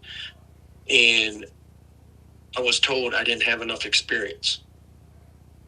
On the street for so long, you ain't got enough experience. That don't make no sense. I'm a violent offender who taught those type of classes on the inside, Right. trained with even with Transfer Life. I brought in at Muskegon. I brought in the Alternatives to Violence Project, which is a well-known program around the world. They're in Canadian prison schools. They're in California's prison schools, and they were one of the organizations that did the mediation and conciliation in Africa with the feuding tribes. They, but I'm trained by them, and I'm allowed to facilitate their program, but I didn't have enough experience in violence intervention right for quick. an organization. Did they check in Detroit. your file, man? Did they check your criminal record? Did they go back Yep. that far to look at the stuff that you was out here doing before you went to prison? Yep. I even explained to them in a telephone conversation. Man, that's So do they really want to curb violence in Detroit? right. That's the question. And that's what I'm thinking. So, yeah. Well, I don't have any more questions for you, bro. I don't know if you got any more questions for me. We're still waiting on the brother to call in, and I know that I appreciate you coming on, man. It's been a while. I was supposed to have been linked up with you a long time ago, bro, but I'm glad you got yourself together and got your career started, and we'll definitely be seeing you with the bus, man. I got a couple of. Yep. I'll be calling you for a couple of events to come out, and I'm glad you mentioned that you'll be going up into to the projects and other areas to where that bus is needed at, because and that's what I need. I need some of you brothers for. We need, just like on the inside, if there was a situation on the yard, we turn to certain groups for that assistance to resolve those issues. That's what we got to do out here. So if I come up into an east side location, that might not be safe for the staff and stuff. Now, I don't care about me too much, but for the staff, then I need to reach out to those groups and those communities and call in those favors from the inside to be able to secure so we can provide those services. Absolutely. You definitely But got you I on that. appreciate it, and I appreciate the chance to tell my story and to tell about team wellness and team cares. And hopefully you'll be seeing the unit coming. And if you've never heard of team cares or team wellness, Google it, see what services they have to offer, and you just come down and check out a facility. Like I said, we have one in Eastern Market. We have one here on Mac in Mount Elliott. We have one on Jefferson, a children's, and we have one in Southgate. And we do have Lily Bridge. I forgot to mention that. They service 60 returning citizens down on Jefferson. It's a reentry. It's for housing for people that don't have no housing to go to on parole. And you said that's called the Team Wellness? Yep, team wellness and team cares. Team cares is under team wellness. It is the medical. It hasn't been officially. It's been launched, but not fully. So you can find it all under team wellness. Yes, sir. We are on the actual web page now. For our users, their crisis hotline is 888-813-TEAM. You can reach out to them and contact them for more information on how to get their services. It's all laid out pretty nice on the website here. You guys go check that out at teamwellnesscenter.com. Yeah. And right quick, we got the brother to call in, brother. If you want to stay on, I don't know if are you familiar with Carlos? Oh yeah, tell Carlos King I said what's happening. I know who it is. Yeah. Well, he's on the line. He's on the line. He's on the I'm line. at work right now, so Hey, what's up, bro? I appreciate. What's happening, Carlos? I appreciate the opportunity. And What's up, bro? Yeah, he at work, man. He about to step off the line. We're getting back on with you. Hey, give Carlos my number. He's still at Macomb. All right. Yep. I'll give it to him. All right, bro. All right. All right. Peace. All right. That's what I'll talk about. I love that, man. That's what I'm talking about. Well, you got the floor. I'm gonna let Justin give you the intro, man, and I'm glad you was able to get in here, man. Yes, sir. Welcome, brother. Thanks for joining the Returning Neighbors podcast. How you doing, brother? How you doing, man? Good. Welcome. Well, I appreciate the opportunity, man. Count went a little long, man, so I had no control of that, man. But I was looking forward to calling in, and being able to, answer or ask any question y'all have for me. Yes, sir. We appreciate you for taking the time, man, and we know that you don't control the time situation in there, and that's understandable. Basically, we're talking about post-incarceration syndrome today, and we're talking about how hard it is for men to change that mindset from being inside to getting home. And we felt that you could particularly inform the public basically on that mindset and what it takes to survive prison, what it is that a person has to do in their mindset, in order to survive, the things that you may have changed or, situations that you've seen in prison that made you feel that you had to act or be a certain way. Right. So, just to answer that question real quick, I would like to say one thing about when you ask a question like that, it's about insight, right? The dictionary defines insight as the act or result or apprehending the inner state of things or seeing intuitively, right? So before a person can reach a mindset whereas they want to change, they got to actually go inside themselves, and sometimes that's a difficult thing coming from some of the backgrounds that we come from, trauma related, abandonment, poverty, and, peer pressure, whatever have you, that landed you in prison in the first place, right? So for me personally, man, it took a minute before I reached the level where I wanted to see from an introspective position, because I didn't understand it. How do you reach a perception from the inner when all you knew is the outer, right? So I had people around me, man, and it was different. Prison was different for me I've been in prison 12,775 days. That equates to 35 years straight since I was 18 years old. So I came in as a baby, reached adulthood, then reached manhood. And it was all stages that I had to go through. First, it was rebellion. I rebelled against the system because I just didn't agree with authority, especially when you're talking about degradation and reduction and straight blatant disrespect and inhumane treatment. So I rebelled against that. But then when I realized that it ain't really about the external, it's about really how I respond. You know what I mean? And I always thought that when I was able to make a change, man, it started with my thought process. My thought process started to change because I realized that I am the culprit. I'm the individual who placed myself in this position, and it is going to take me to get out of prison. But I had some help along the way. So I ain't going to say it was just some self-realization or something that I just went through on my own. I had a lot of help. My family, they've always been supportive. They've always been there for me.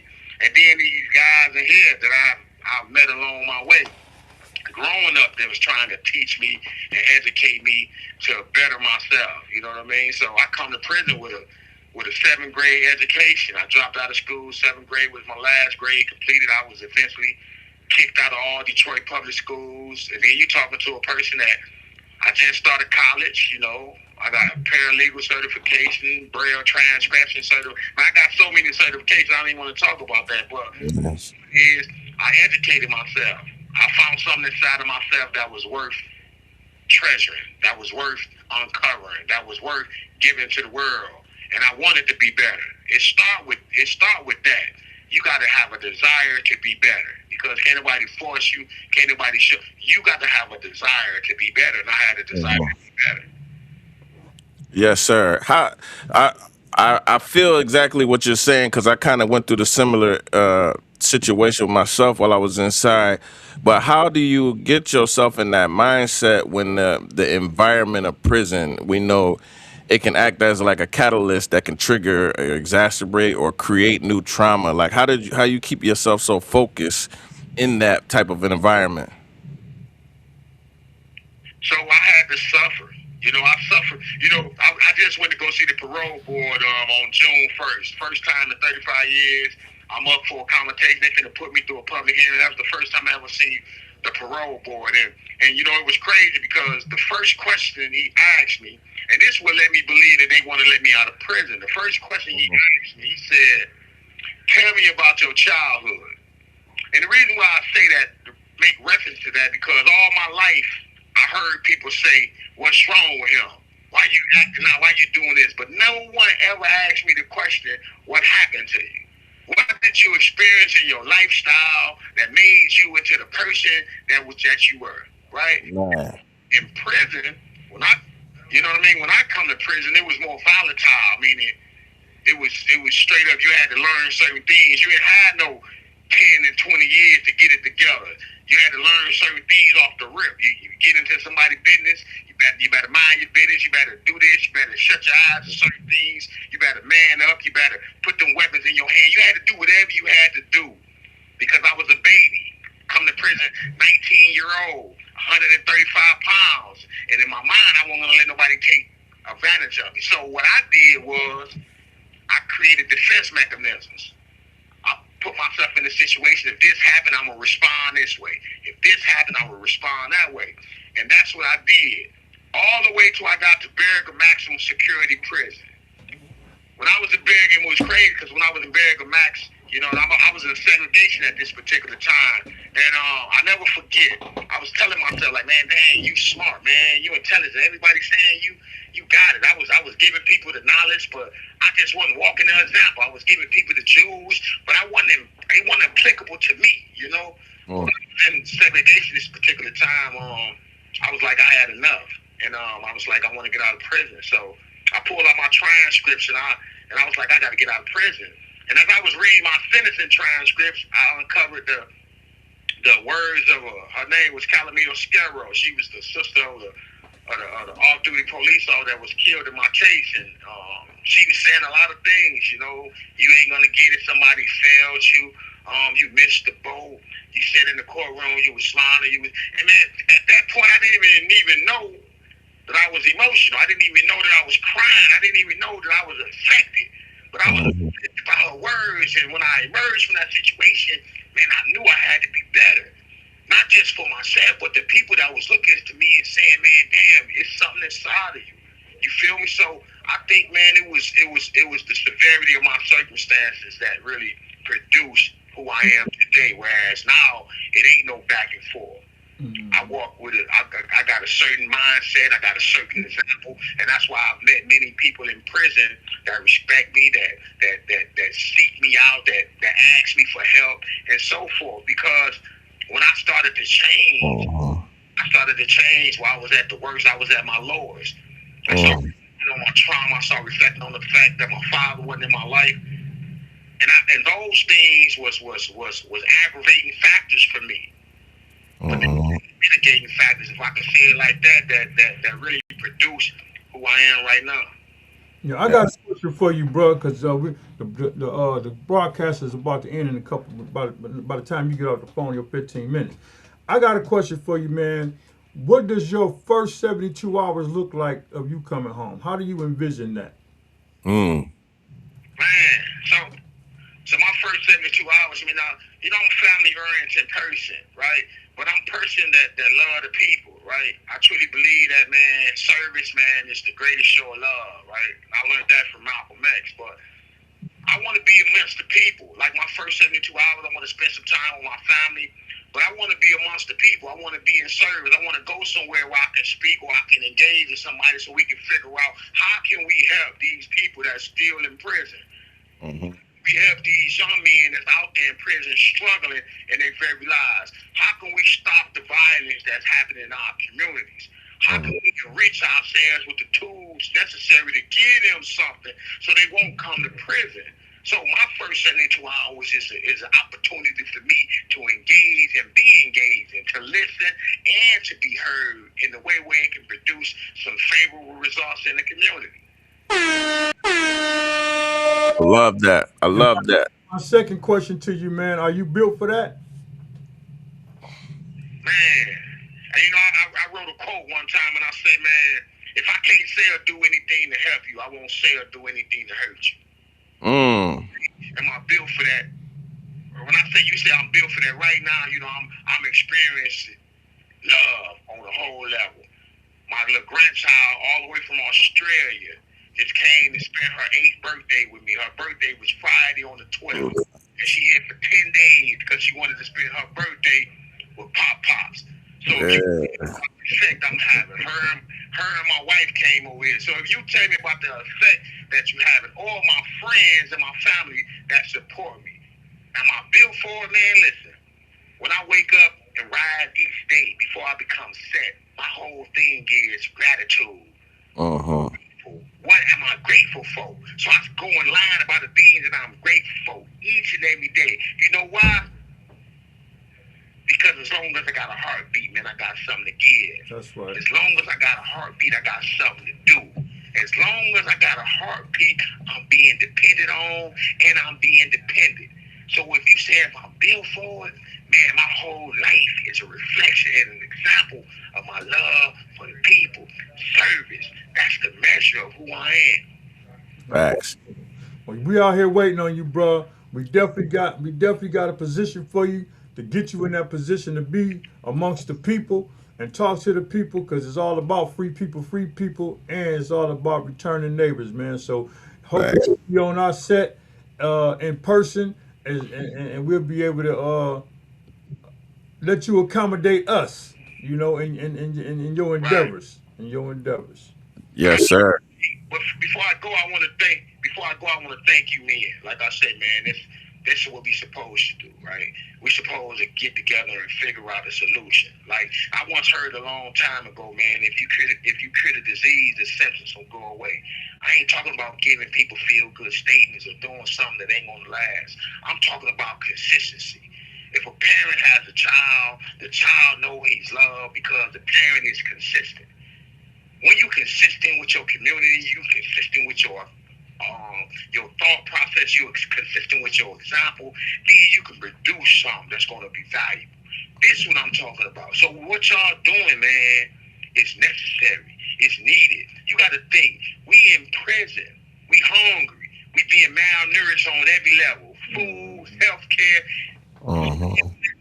cleanliness, whatever you have, we being malnourished. And then you are the beacon of light.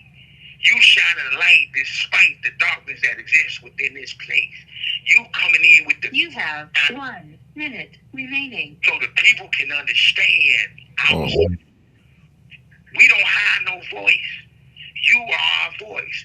And I thank you. And on behalf of the men in prison, we thank you and we salute you. Real talk. Appreciate that, bro. Yes, sir. Appreciate you, brother. You stay strong, man, and we be looking forward to the day you can come work with us side by side. Yes, sir, man. I'm on my way. And Rick and Neil, Yes, who sir. was the brother that was telling me get the number? Who was that? That was Jamie. That's Jamie Mead. That's Jamie. Okay, gotcha. Yeah, Yes, sir. I'll shoot it to you when you call me back later on. Yeah, he doing big things, man, out here, man. He only been home 6 months, and he doing some amazing things, man. Yeah, you remember Batman? You know, the Joker was like, "Wait till they get a load of me." Yep. Wait till they get a load of me, man. You feel All me? is well. Yes, sir. Yes, sir. Thank you for using GTL. Yeah, that was the brother Carlos King, man. Right on time. Shout out to brother Carlos, man. It's man, that's just such a refreshing thing to see, man. I'm glad that the people get to witness this, man, because the amount of intelligence that's in prison, man, y'all would be if y'all only knew the amount of intelligent brothers and sisters that are in prison right now, man, it's mind blowing, man. Some of the smartest people that I have ever met are in prison. Some of the smartest people that I've ever met are in prison, and you can see it, man. This brother said it too. Like, it's the trauma that ends up getting us there. Like, we're a traumatized population, and we don't get the healing that we need. And because we don't get the healing that we need, we learn bad coping mechanisms, and these bad coping mechanisms oftentimes will lead us to prison. And that's us trying to self medicate ourselves and self heal ourselves. And it's sad when you really look at the numbers, man, of how many people are in prison that shouldn't have been there. How many people are in prison that we could have helped if we got them the proper care, the mental health treatment, all of the things that we're supposed to do as a society. Like, prisons would literally be empty.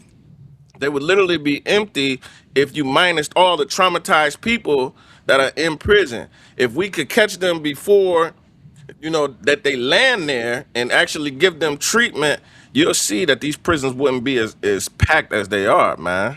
Absolutely. Right quick before we get off the line, I just want to say, man, from the victim's perspective, a lot of times, if you was a victim in this circumstances and somebody did some harm to your family member and got sent to prison, sometimes the victims want them to suffer. Sometimes the victim want them to go through turmoil, and that's fine and dandy. But at the end of the day, when those individuals get there, some of those individuals make a commitment because they try to change their lives around just because of the act that they committed for that victim.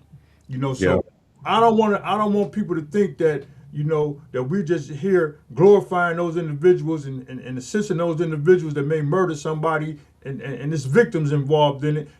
Those individuals that's coming back out here feel that you never can bring that individual back. You know what I'm saying? But if an individual got the opportunity to redeem themselves and come back out here into society and work in the midst of preventing that happening to the next person's family. And I know it's hard to forgive. I know it's hard to forgive, but sometimes you got to reach deep down inside yourself and forgive that individual, especially if that individual have changed his life and his lifestyle around. Yes, and especially when we're talking about juvenile offenders, like the brother that just called, been in prison for 30 years. I'm not the same person that I was 20 years ago. So 30 years ago, I definitely wasn't the same, right?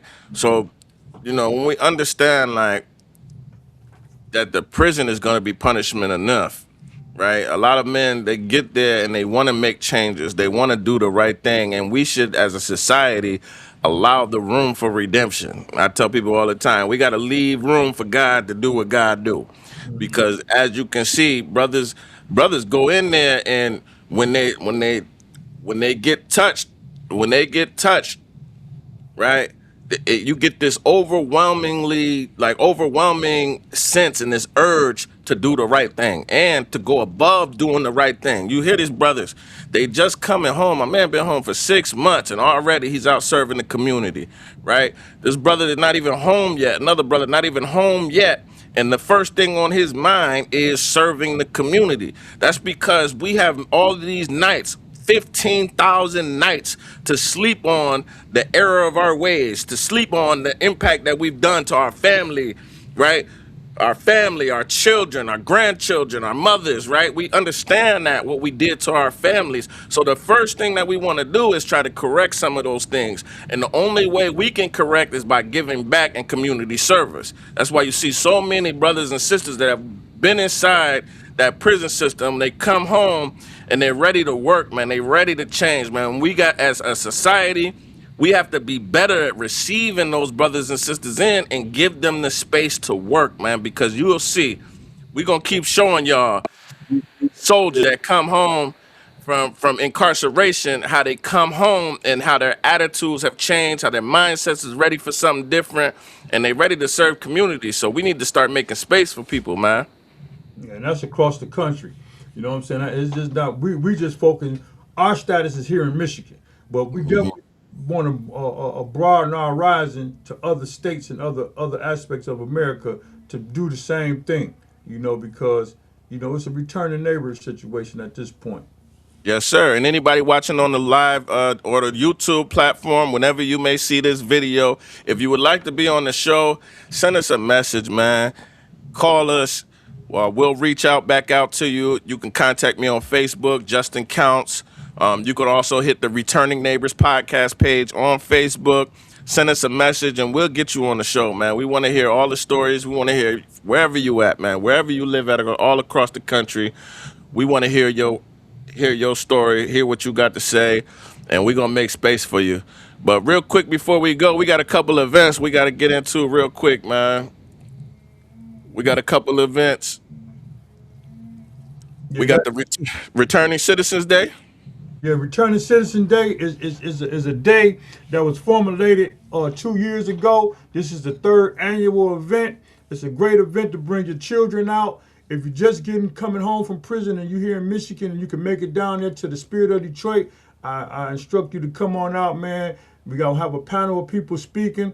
We're going to have food. We're going to have fun. We're going to just receive those individuals that's on their way home, that's already here, then return back. No matter how long you've been home, if you've been home as long as I've been home, still come down there, man, because it's a great event. Yeah, we'll be there, man. I like that, man. I love this. We need more events like this. What else we got up? We got Home a New Vision on June 26th from 6 to 8. They're doing the recovery as a lifestyle change, man. For those that don't know, Home a New Vision is leading the way for recovery in Jackson and all across the state, man, in Ann Arbor too, man. But if you can join out, if you can come on out, man. Recovery is a lifestyle change. They got a wonderful event set up, some speakers and everything. So we're gonna be out there too. So make sure y'all tap in. Oh, And then last, we got tomorrow, we're gonna be at the Capitol for the Legislative Education Day. It's the 15th annual. This is sponsored by the Citizens for Prison Reform. They're advancing justice, supporting families, and strengthening communities. We're going to be out there live for the podcast, man. They want to hear impact stories. If you have experienced solitary confinement here in Michigan, they want to hear your story because they're introducing a bill probably this week into the House to try to end solitary confinement. So we want to hear those impact stories. If you've ever been hogtied in a solitary confinement cell, if you've ever been starved, whatever the case may be, you know, we've heard all types of horror stories from people surviving solitary confinement. So we want to hear your story, and we want to make sure the legislators hear your story, because the only way that we're going to make change is by us coming out to the table and speaking up and telling about the harms that were done to us while we were inside. So this is a day that we get to do that. And I love to support things like this and any type of advocacy work that we got going across the country, man. We need to be on that. We need to support.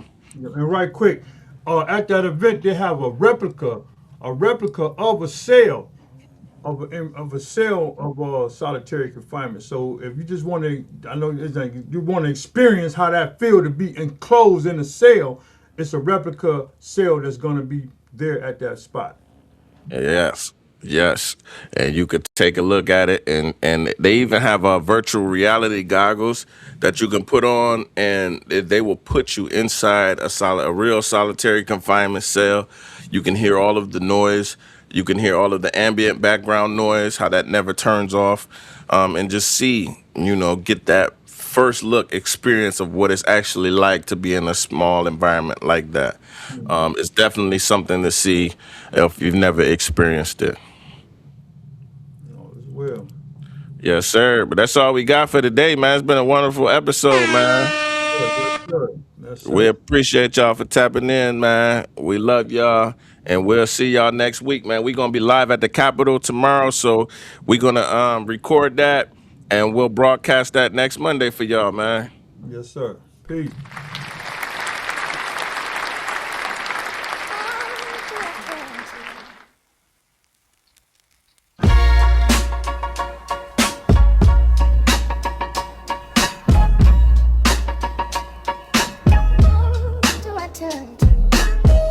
Walk back in with a duffel bag, one key, one bus card, one last tag. Mama moved, phone dead, rent due. I know the block, but the block don't know you. Paperwork thick like a brick wall. Every form say sign here, I stall. Online page keep asking me to prove what I spent years trying to get loose. First day home, I don't sleep much.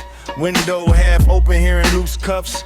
My hands still shake when the door latch clicks. Still count steps like a cell block shift. I tell myself breathe, keep pace, but the same old alley got a new face. And everybody say keep your head up, like clean is easy when the whole world fed up. 72 hours, that's the test. Keep my feet on the floor, keep calm in my chest. 72 hours, don't let me slip. I need a steady hand and some